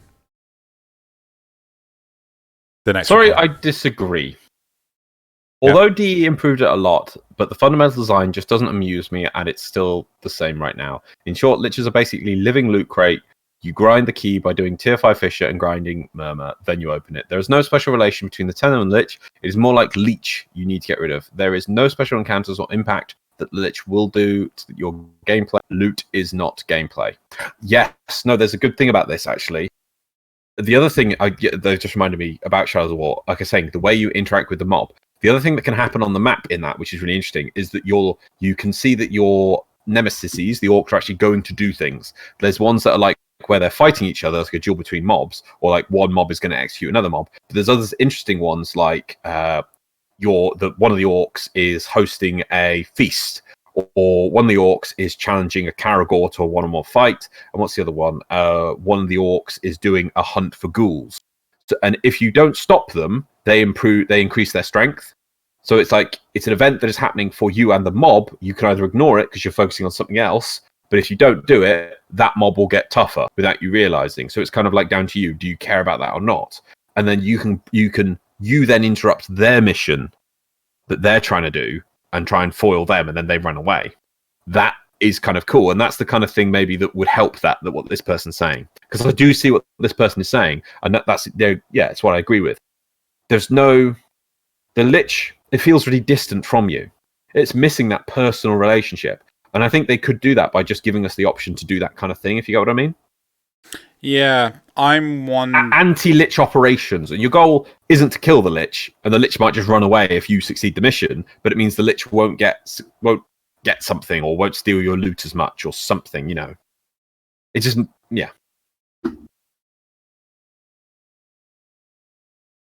Trying hard to think. Like, I feel that there needs to be some sort of hierarchy, but I can't see how you can do that easily within Warframe without, like, I don't know. I just distinctly remember with Shadows of Mordor, I just felt the whole system being really tedious. Like, it is a bit, but I enjoy tedium, if that makes sense. I need to download the game again and just give it another go. Because, like, there's so much of it I can't remember. There's so much of it, like, I just remember trying to fight stuff, and then all of a sudden, oh, look, I'm just getting ganked from behind, or I kill off a named mob, and then all of a sudden, there's a random spear to my head, and I died, and then I've just got another named mob on me. Yeah, that can happen.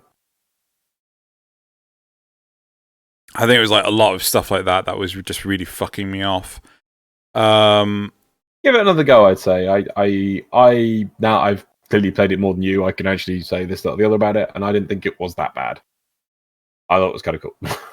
But I don't know. I'm trying to think. Like, would a system that involves your clan be viable for a hierarchy of liches? Ooh. So. But then the problem is you need to be in a clan. But yes. Is that a bad thing? Well, it depends. If they add the rewards to be a reward for the clan, that doesn't really affect your gameplay. Like, it's not going to bring weapons, but it brings something like cost reductions to the clan. I see this thing. They always come up with ideas and then don't put it in dojo and don't put it in clans, to the point that they haven't really got anything to give the clans to do. That's the problem. They'd have to come up with a reward system for clans that's just to do with clans and clan progression, but they never do. So, yeah, if the rewards gave something to the clan and were all about the clan, that would maybe minorly feedback to your personal thing, like with cosmetics and the setup decorations, then yeah, I think it could be done. Well, I'm wondering, maybe it's something that you should choose, like, allow your lich to become part of, I don't want to say a guild, but what's a legion, becomes part of a legion, and then it becomes beneficial for the clan to do.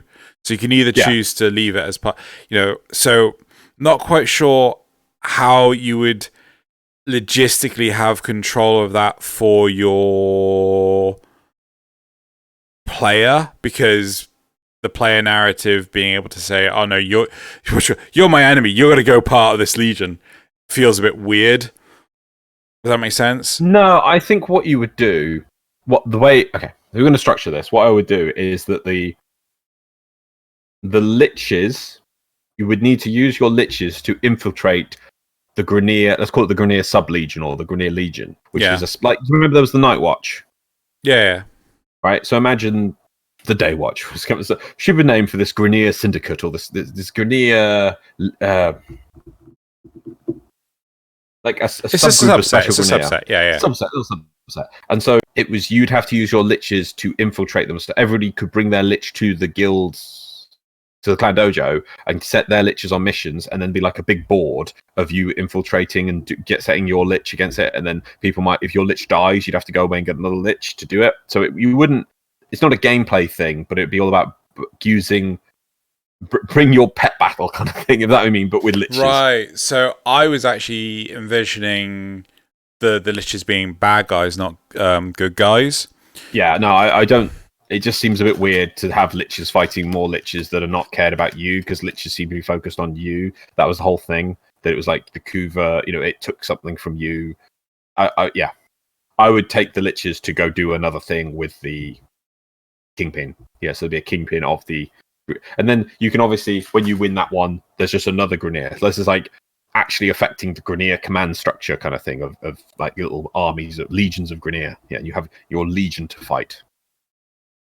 Because that gives you the whole, like when you in Shadows of War, when you've got your mobs and these are the bosses of this and the lieutenants of this, and you put when you start gaining control of mobs, you can be like, right, you fight that, and then an event happens and you sneak in and kill it, and yours gets promoted. So that kind of stuff.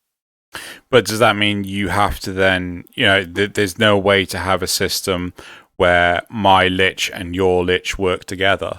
No, they would, though, because it would be all No, against us. Against us? Yeah.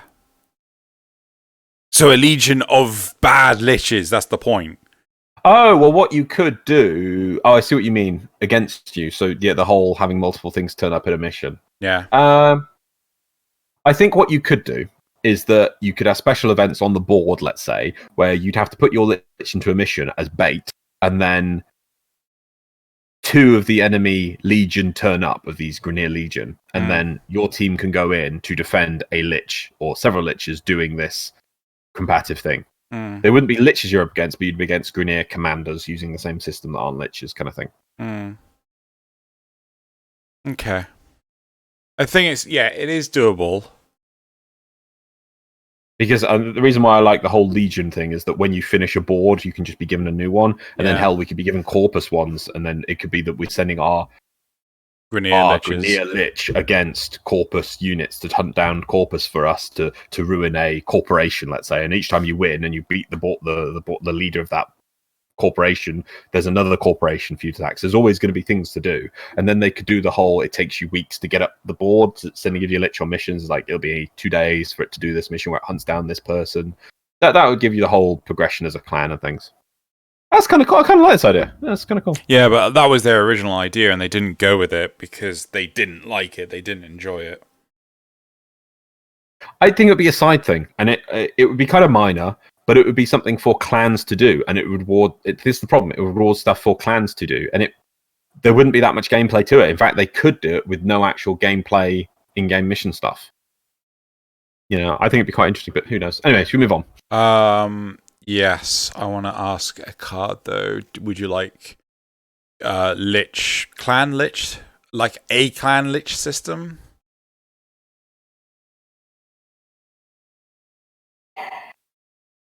Would you like to see a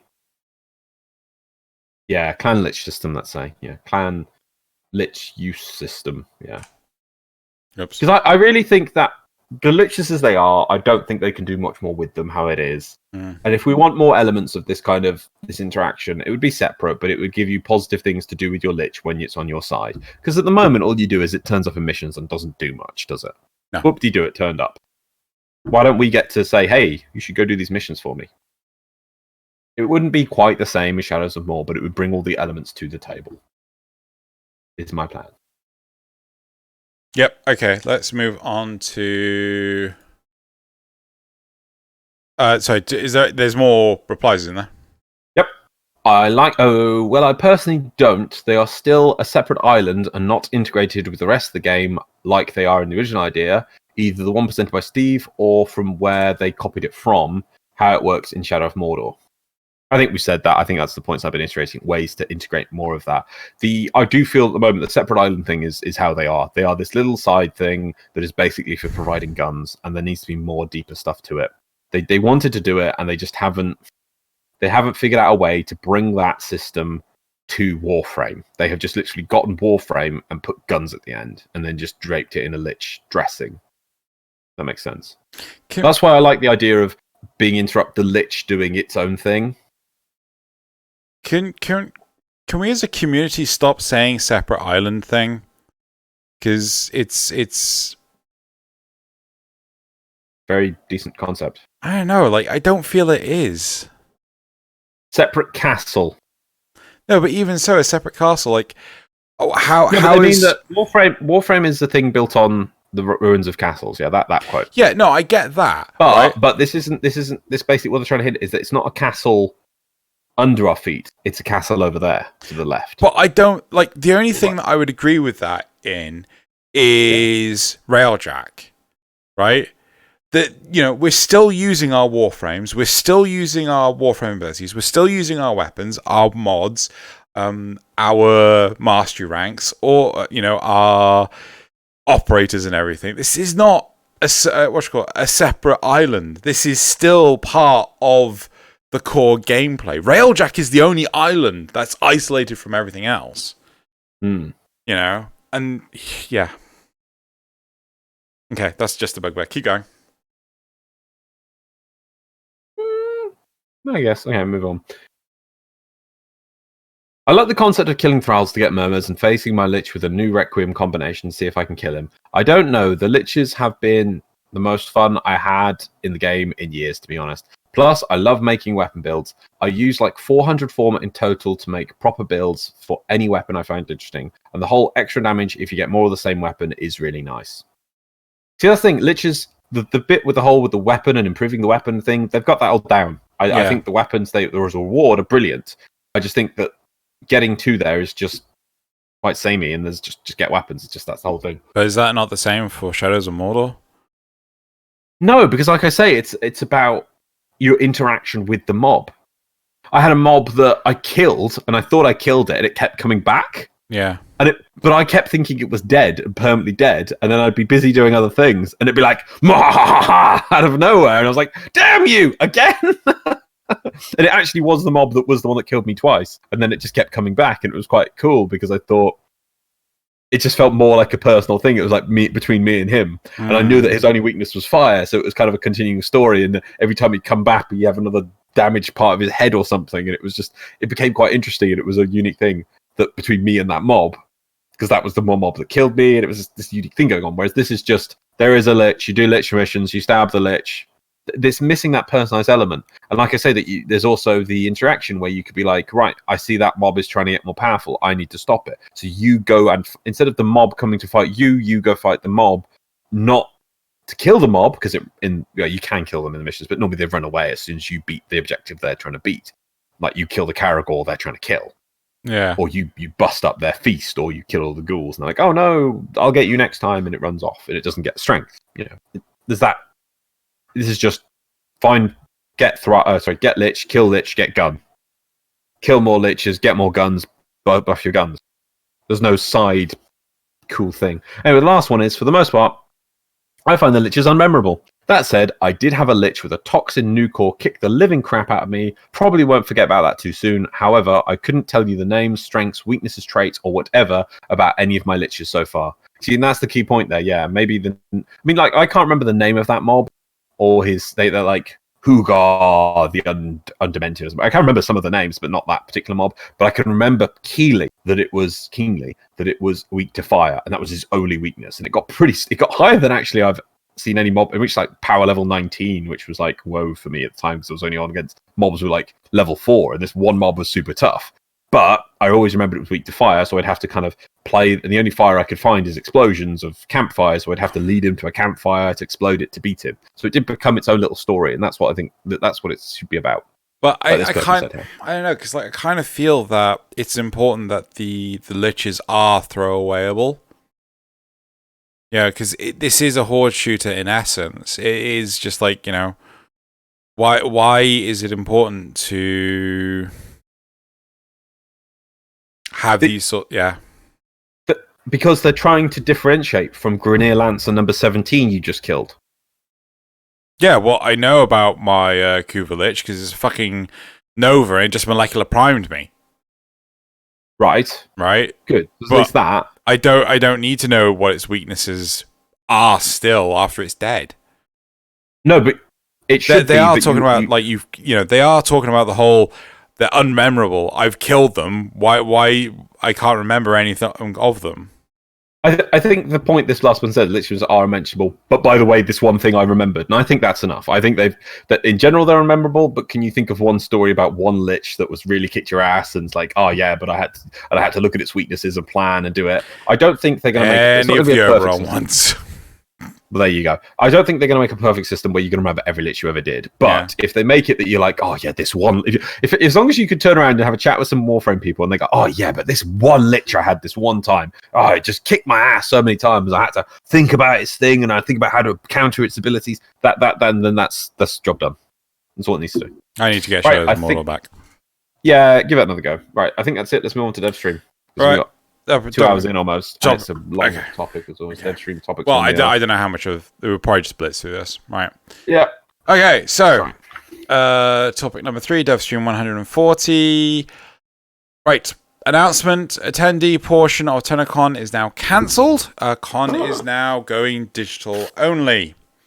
So, and Reb was on the verge of tears. I missed that.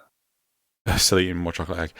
Scarlet Spear is hopefully going to be next week, but it may slip to the week after. They are currently going to be working from home, which is going to be a weird concept, I think, for most people. But anyway, community design Warframe is coming again. Currently in design phase with themes being called for. After this, will be the devs choosing some potentials. Then the design council will vote on those potentials, and then we'll progress to art, and then ability design after. So it's literally like you just pick a theme. And I've seen loads of people just come up with, this is my entire Warframe concept. And like, no. You should just pick a theme. Like, bandana. Banana. Explosion frame. Chocolate. How's that going to work now? No self-damage. Yes, it's working better now. Okay. So what, you're just ragdolling yourself everywhere? Moving on. Changes to impact again. Impact will no longer knock down. Impact will now stagger to make a Parazon finisher appear. Changes to gas again. AoE damage will now grow in size with multiple stacks up to 10 meters and will linger after death of target as a gas cloud. Gas resistance will be removed from toxic ancients. Oh, thank you. I hated that. Right? Was that always a thing? I don't remember that being a thing. I don't know. But I remember Toxic Ancients always being tough, and I think I've got gas in a lot of my builds, or maybe I did. It was my fault. Oh well, moving on. Testing liches. Right. Testing for liches to be open to status effects. So they showed it off briefly, and hopefully that'll come in soon. Demonstration of Scarlet Spear. I do hope they really focus on that, because I would hate for them to become just abusable to status effects. Oh, of course that's what's going to happen. Well, we'll see. I mean, like, how can that not happen? Someone will find a cheese thing, the end, lich dead. Like, well, maybe if they get diminishing returns, like, for instance, if you just spam blast at them, are they just going to be permanently knocked on the floor until you whittle them down? It's like, we'll have to see. Yeah, demonstration of Scarlet Spear gameplay. Yep, that's where it says. Right. More Little Duck. I had to hear her talk again. More Little Duck. More Little Duck as the shop and info point of the relay. New gun is called the Basmu Sentient Beam Rifle. New item, Stance Former blueprint, similar to the Aura Former, but for melee weapons. Also, where you buy the new Simulacrum and the Gilded Clan sigils. What's the new simulacrum?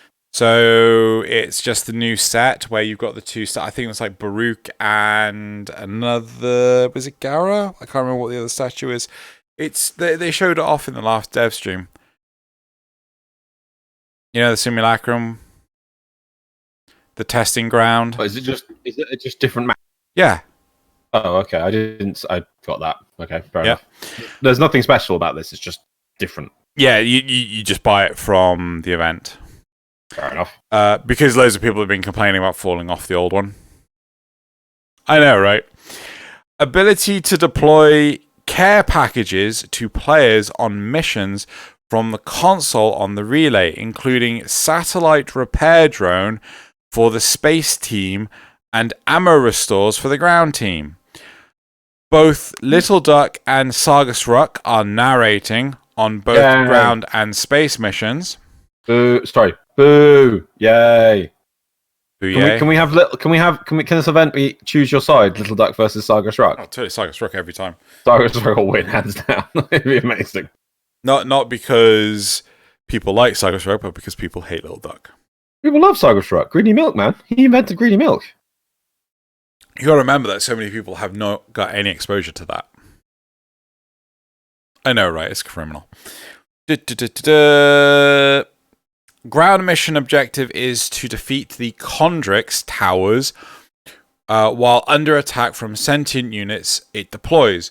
Once you disable it, deploy an item that will upload kill codes to a team on the space squad. Protect these until enough have been sent. Deploy one from each team member will make it go faster. Ground missions can be endless.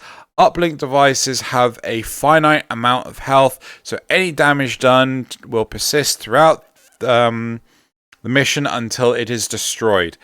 So I'm assuming that's you got to like as soon as you put it down, you got to pick it up again, and you know. Right. Space mission is in Railjack. We'll need the team to be both defending the Railjack and deploying the receivers for the kill codes inside the sentient ship Murex. Codes allow destruction of the objective in the Murex. Scaling your mission up is in either mode gives you higher rewards. On dev build, getting 3 Chondrix towers grant approximately 70 points. Rewards were priced really high, with the shop items in the thousands and support items in the hundreds. Murex will not be up all the time. There will be a cooldown timer on the relays for the appearance each time. I think that should be a charge up time. So, like, when it's gone away, it'll tell you how long it'll be before it comes back. Yeah. But, so that means that you can't... I'm confused. Why aren't you making a bigger point of this? Doesn't that mean that I can't... If I just play the event when I can't play the event? This is like nighttime all over again, isn't it? Yes, but from what I understood was it was up for longer than it was down. You okay with that? Nighttime is daytime... No, daytime is up longer than it's nighttime. Yeah. Daytime is twice the length of nighttime. You're okay with that? I don't know. Like, I want to see it. I don't know how okay I will be with it, as long as it doesn't ruin the mission that you're currently in. Yeah? I don't get why... Oh, yeah, it's got to do that. I don't get what the advantage of this is. What's the point? What, of not allowing it to be done 24/7? Yeah. Genuinely don't know. I don't know. Yeah. I mean, I'm trying to think. Is it to make it feel like the Murex is actually a living ship that you're fighting, so it's moving, appearing in and out? I don't know. I guess it does give that feel rather than if it's static there the whole time. But I don't feel that that's a trade-off that's worth it. That was the thing I hated about the whole sentient ship in Void, the Veil Proxima. Yeah. Because it's only there for 20 minutes. Yeah. Do you remember how you were like, no, it's fine, you should leave it, it's fine. It's just like, yeah, no. I'm like, all right, I'll try and grind this weapon now. No, you won't. No. You'll not get a thing. Nope. I'm totally on the side with Drew now. This is stupid. Right? So stupid. No reason why people don't do Railjack. Yep. Steve crunching ice ASMR. Sorry, I had to read that out loud. Prime Access Reveal, Titania Prime, Corinth Prime, and Pangolin Prime. Pangolin Prime. Really, really, really, in parentheses. More like Pangolin Prime. Really? Really? Really? Which one is the Pangolin Prime? It's just the normal sword, isn't it? It's a sword with the little circle loop bit in it, and it was one of the items that was only available through alerts back in the day. Really? Yeah, it's one of. There was also Heat Dagger. Oh god, what was the other ones? There was 2 other swords, and they were kind of like items that added really on into the game to give you a reason to do alerts. Right. Like the glaive skin. That's where the glaive weapon blueprint only used to be available in alerts. So you kind of like, oh yeah, the pangolin sword's up. Plasma sword, I think, was another one as well. Oh, and the first sentient, the infested weapon was as well, I think. Okay. Right, moving on. What was it? Brain. Titania will have her own movement set similar to Wisp without the wiggle. The ass is pretty nice with the pose too. Thanks, Thalian. Corinth Prime has an alt fire buckshot that you can detonate in midair. So basically, Corinth has an alt fire grenade. But the Corinth Prime, you have to manually detonate the grenade. Yeah? Okay. Cool. Titania Prime has fairy wing energy shapes that flap with Razor Wing. Titania Razor Wing will also have blink. Ooh. Yeah, so they're adding that in. Demonstration of status effects on the Liches. Liches will be tougher to compensate. Cool. Talk about modular Arcwing. Take a screenshot. Screenshot is every combination of each of the current existing Arcwing pieces, including ones demonstrated on previous dev streams. Modular Arcwings are also still to be brought out. More are coming. Build effects. I think that's supposed to be the other effects. Stats. Prototype, follow camera mode for Arcwing, dogfights, engine part will be what ranks mastery. Nova Deluxe is shipping with Scarlet. Yeah? I was going to say, they did say there was going to be some overlap on some of the builds or some of the components, so I was a bit like, I suppose it's going to be very tricky for them to make each one unique or each bit bring something and stat-wise and things, but we'll see.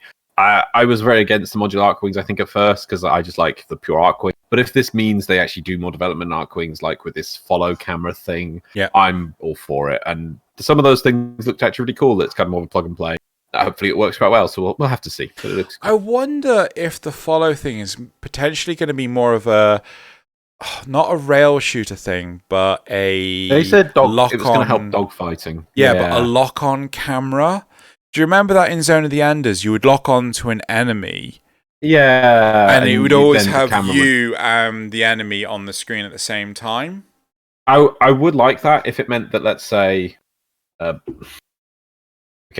camera you, and then obviously the mob is like my finger, so that you would actually be able to see, if you held down the button and you don't move, you can actually, it just traces the mob, and then when you go towards the mob, but that way you could, if the camera becomes a more active thing and be much more cinematic, because you'd be like, pooh, you see the mob flying around things. That'd be kind of cool. Yeah, right. We'll see how it comes out. Nova Deluxe. Yep, Nova Deluxe shipping with Scarlet Spear, comes with Cyan Dana and a sniper skin, along with Nova's Laverian entry. Is this the Nova skin that's going to be kind of scaled back from what the original concept was? Yeah. Yeah, sad. Next one. But I'm fine with it. I wasn't 100% behind the concept art, because it's like, that's not Nova. That's just, I don't know, a Power Ranger or something. Yeah. Right. Bless your face. Chapter cinematics will be available in the codex. Another cinematic will release soon. So I think they tease that this will be like 1 minute and 40 seconds. This is the sort of thing that I don't like about the era.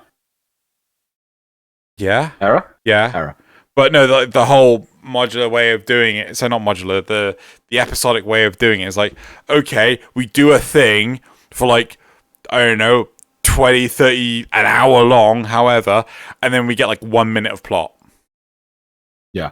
That's the thing I really don't like about it. At first, that sounds exciting. Oh wow, a cinematic that's 1 minute 20 seconds long, and then you think that it's just going to be like, think about the error stuff, and it'll be like, oh, there'll just be some stuff, and then stuff happens, and you're like, oh, that's great. Unlike War Within, where it kind of bled cinematics with gameplay with cinematics. Yeah, you went, here's a cinematic, here's a gameplay, here's a cinematic, here's a gameplay, here's a cinematic. So it kind of felt more that you were involved. Yeah. And then it says Ed. Is that End? Ed dev stream? That was the end of the dev stream. Right. Okay. So, that's right. Yeah, I think that was quite quick. Well, I don't think there's anything too much to touch upon. I think we're all in favor for this stuff. I think it'd be good if... Well, I mean, I'm happy to see that we had the remaster, the rework, the refactor, the re-whatever come out last week. I think it was last week. Came out last week. And then next week, in theory, we're supposed to have the actual event. So that'll be good. We'll see. Events are cool, and we've been waiting for a long time for the event. I'm really looking forward to this event. Yeah, better have a statue. I'm really looking forward to this event. That's really gonna... totally. Cool. Right. So I think that's it for the topics. I can't really think of a card for the dev stream. Can you? No. Let's move on. Yeah, let's just leave it at that for now. Right, ready? No. Yeah, go on. Meme, frame, review. There you go. Yeah, I'm happy. Right, so the first meme of the week is my Stalker Weapon Drops collection. Very true. I think they could have maybe put like one of the other ones, like maybe Despair in the corner, just one of them, rather than just dreads all over the place. But yeah, there you go. Yep. Just dreads. I So love how this is a Shutterstock picture. Yeah, they should take a shot. So just... Yeah, I love that was the actual picture. Right, moving on to meme number 2. I picked this one because it was so highly upvoted, but I don't think it's that great, but still. Factions in the nutshell. Corpus. Technology. Oh my god. Someone's showing a technology sign to someone else. Grenier. This is from the Planet 8 movies. Yeah. Apes together, strong. Yep. Sentience. Improvise, adapt, overcome. What's that like, from? Yep. I don't know, but it looks amazing. Yeah. Let's look it up. And then Orakin, we have Squidward. Manly Squidward. Yeah. Infested. That says at the bottom, laughs microscopically. That is actually... what do you think that is? I've seen that image really recently. I can't think what it is. It looks like a puppet, doesn't it? Yeah. It's actually a microscopic image of an annelid worm. Right. That actually is... like, it has a tiny mouth. Yeah. That looks that horrific. Yeah. And then finally, Stalker. Just Stalker. I don't know, just screaming and running with a mic stand or something. There we go. I'd be more impressed if that was what's called the main singer from Rammstein, but keep going. Fair enough. Meme number 3. The Chad Ordis. What?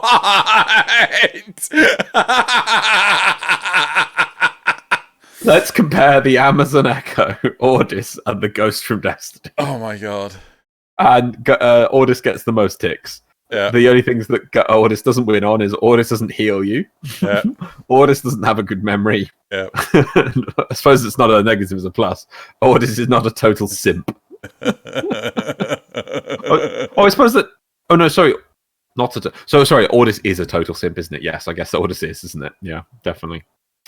I had to look up what simp meant a few days ago. It seems to be a very common term.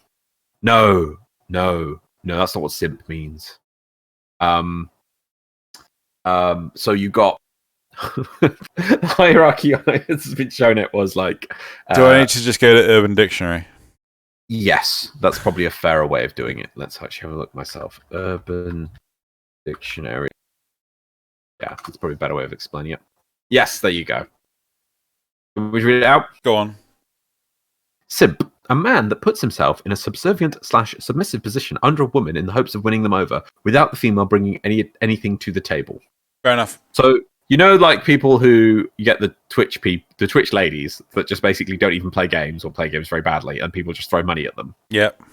Even though they're not going to get anything really for it. Yeah. And, they're now called simp. That's another term for them. So, yes, I guess Ordis the ghosts just love you and they don't really bring anything to the table. Okay. Yeah, it's just a term. It seems to be a 2020 thing. But anyway, I like one of those kid things. Got it. I love the plus points of Ordis at the bottom here. Was a human before, sent by a godlike entity, an actual war hero. That's true. Yeah. The Amazon Dot does not hack doors. That's Alexa. So is it? No, it's an Amazon. Yeah, Alexa. Is it Alexa? Oh, I think of the Google Dot. Am I combining? Yeah. Them? Is it Amazon Alexa Google Dot? There we go. Right, there we go. Anyway, meme number 3. No, they forgot Assassin and Bounty Hunter. Ah, okay. Yes, that wasn't Assassin, it was Bounty Hunter. Meme number 3. There we go. Is that 3? Sorry, that was number 2. Was it number 4? Sorry, meme number 4. The Void on tap. Drinks available. Sprite, Diet Coke, the Void. Okay. I like that one. I saw it. I was like, nice. Yep. It's the Void on tap. There we go. Meme. Right now, 2 last memes. Meme number 5. Oh, surprised I have not seen this yet. Hand washing technique with soap and water. I cannot read that. It's too small. Do you want me to read that to you? Yeah. Look at them. They come to this place where they know they are not pure. Tenno use the keys, but they are mere trespassers. Only I, Vor, know the true power of the void. It's the Vor speech, but it's over the hand washing thing. I think it's brilliant. I wish somebody would make a video of this. Like how to wash your hands, and it's just somebody reading out the Vor speech while God. doing that. No, it should just be a recording of the Vor speech. Yeah. Okay. And then, because sadly he wasn't here this week, but I saw this and I had to put it on. Yep, Meme number 6. 6. Oh my god! Scott went dry on the last dev stream. there's a compilation of Scott's face in the previous dev stream. Scott is not happy. That's just one dev stream. He's wearing the same shirt every time. No, it's just one dev stream. No, but yeah, exactly. Scott went dry as in he's not drinking alcohol. Yeah. So he's unhappy in that dev stream because he's not drinking alcohol, and look how upset he is in that dev stream. Okay. Yeah, but there's a tribute to Scott because Scott is so awesome. There you go. Yeah. Right, let's have the community shoutouts for the week. Cool. So that's it for the thingies. Now we're doing the other thingies. First one, right, is there's various different Warframes. The one that's currently on screen is Oberon Fayark, and this is by 4KKKM. So, yeah, I like these. Don't you mean 4K? K kilometers? Yes. Yes. 4,000 kilometers. Yes. Yeah. Right. Are you done with that one? Yeah, I'm noticing that like the Oberon is basically in a wisp pose. The Ash seems to be bound to the floor. The Frost is the super thick frame. And the Measure is leaning forwards. Yep. Very suggestively. Number 4 is... I can't pronounce that. Zamarayu? Mario? Sure. Gauss by Lead 2012. And Even more Gundam. I would totally love to see this as a Gauss. More Gundam. Would totally love to see this as a Gauss. Old Zamir Gauss on top. We decided not to go for the older helmet, which looks more, which doesn't look much. I don't with those slide parts near the face. They went for a sleeker design. Yeah. I'm trying to see how like they've got. Oh, so that the horns go back. I get you. That's it. So they tilt back when it's in red mode. Yeah. Right. That's cool. All right. The third community shout out is this fantastic Corpora Mag, update on Corpora Mag by Frelling Hasmot. Honestly, I was stunned by this. He's a guy at Turk. He's a vegan. He's an awesome dude. Okay. I'm bad with names and everything, but I remember like conversations I have with people, and I was sitting next to him and Taylor at the last TennoCon breakfast, and he was explaining to me. Really cool guy. He even explained to me, long story, about how TennoGen enabled him. Right, he was like, he finished his university, a lot of debt, no job, couldn't do whatever, and TennoGen has enabled him to pay off his student debt and get himself a place. Wow. By himself. Yeah, he was like living in his parents' basement or something, and it's like, it's one like I will always remember this now, because it's like one of these amazing stories of like what has come out from DE giving him the option to do this. That's how much money he can make, and the reason why he makes so much money is because his things are so awesome. I remember he was designing like a Wisp alt helmet while we were there, or he was like he showed off his test one of it to like one of the guys who.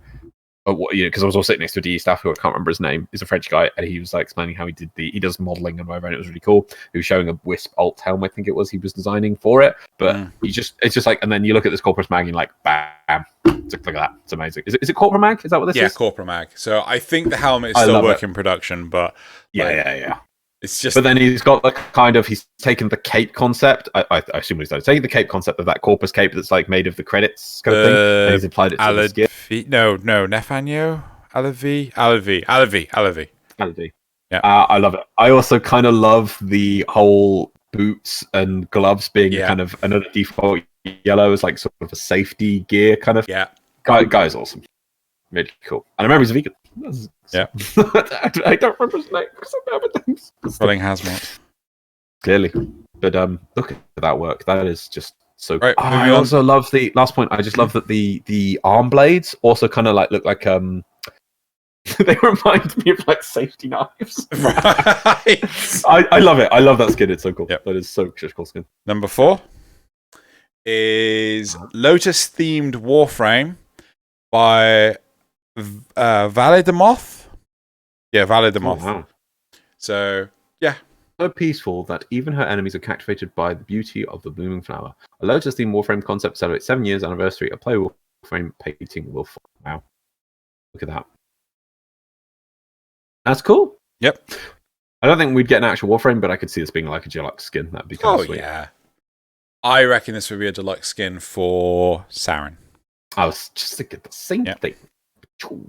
Then next one. Number 5 is Guardian of the Chickens by Rittens. I don't know why. I don't know. I don't get it. I'm so confused. I just love some of the replies. Look at all those chickens. Yep. Wait, those are ducks. What? Well, look at, if you scroll down to the actual tweet, the reply it says, "Look at all those chickens," but there's just a big pile of ducks.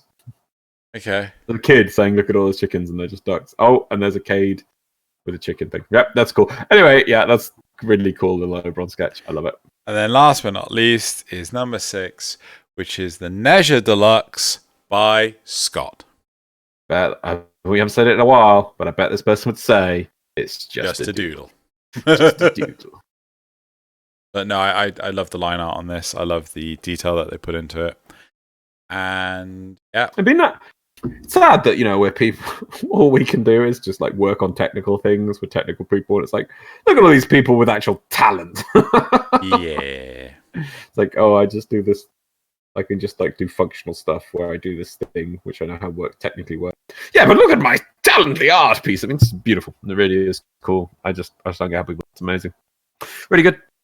Cool. All right. So let's finish this off with a quote. Yep. You ready? Oh, 2 hours 20. We haven't even got a guest. My word. Lucky we didn't have a guest this week. Right, we'll be here forever. Okay, let's finish.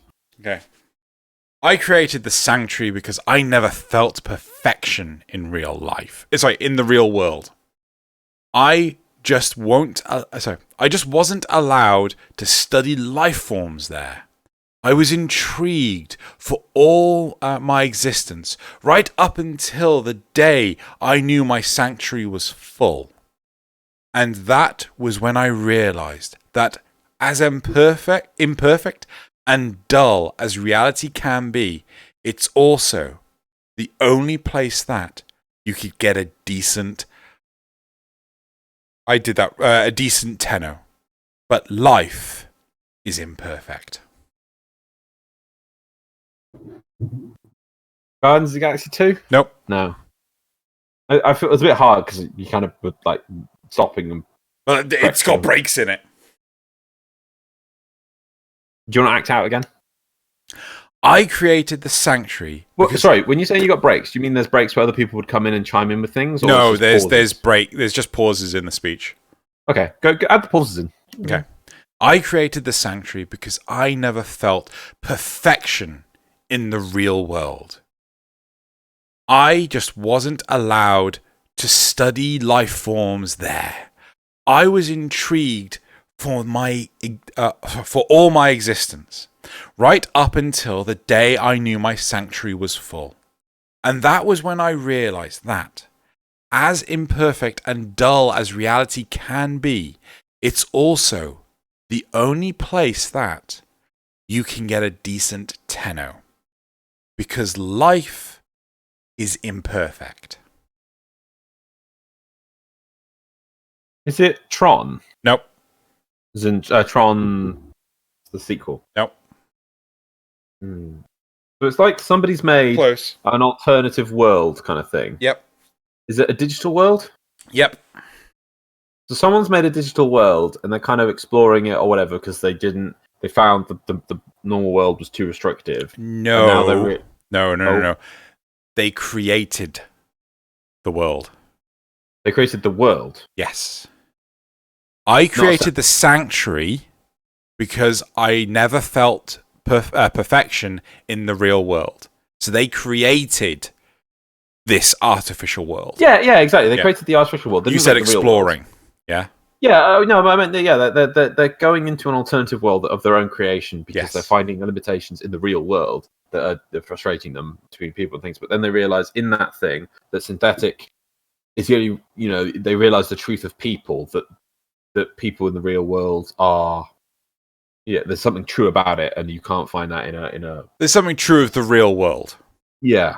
Yeah. Oh god, is it an old or new film? New. New film. So it's after 2000. Yep.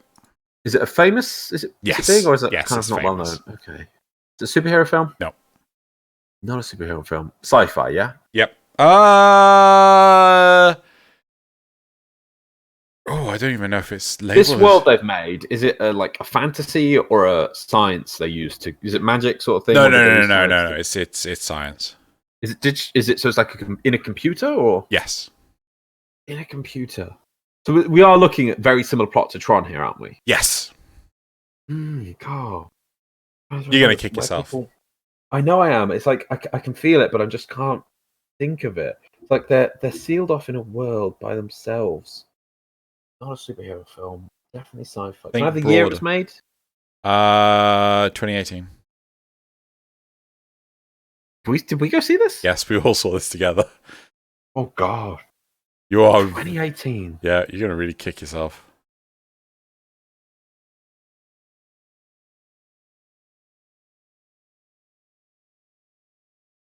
If I tell you the original, you're gonna get it on the spot because the fourth word gives it away. Yeah, I know it would, and you've done a good job of hiding the words and things. And I know I'm gonna kick myself, but I just, I'm calling it. I can't. What is it? I created the Oasis because I never. Because I never felt at home in the real world. I was like, oh god, games. Okay, bloody Ready Player One. Yeah, oh, God, I love that film. Yeah. Oh, so close. So close. It wasn't even gaming related. It was so close with Tron. Yeah.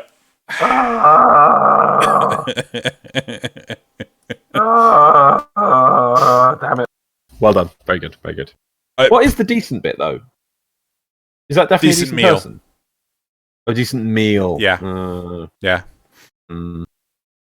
So it was a bit hard to translate. What's the only thing you couldn't find in the sanctuary? Well, a Tenno. Yeah, the only thing that would have it, you needed a term that had heart to it, and you couldn't say the only place you can find a decent former. That doesn't make any sense. Yeah. Decent war. Maybe you could have said the only place of a decent Warframe or something would have been interesting because it's like you needed it to be an object because I was thinking person. Yeah. So I was trying to think like, yeah. I don't know. The other thing I was literally that just popped into my head was the Eidolon beacon thingies, because you get the synthesized ones from Samaras. Eidolon shard, yeah. You can find decent Eidolon shard. Okay, yeah. That's only just popped into my head, but yeah. Anyway, that was a great quote and a great way to finish the episode. Yep. Yeah? Right, so that's it for this episode. There's the outro screen. And I need to work out like who the guest for next week is. I've already. What do you think about doing something like seeing as TennoCons digitally? We could do like, I don't know if you want to do a thing with your patrons, like we could do an after events where we all log on and have a chat about what people think. Well, you don't have to record anything, but we'll have to think it through and things. That's who the next guest is. Or maybe it doesn't have to be Patreon. Maybe if everyone would like to sit online and chat about TennoCon after TennoCon it's digital, we could do a thing. I don't know. Yeah, we need to work out what we're doing first. So.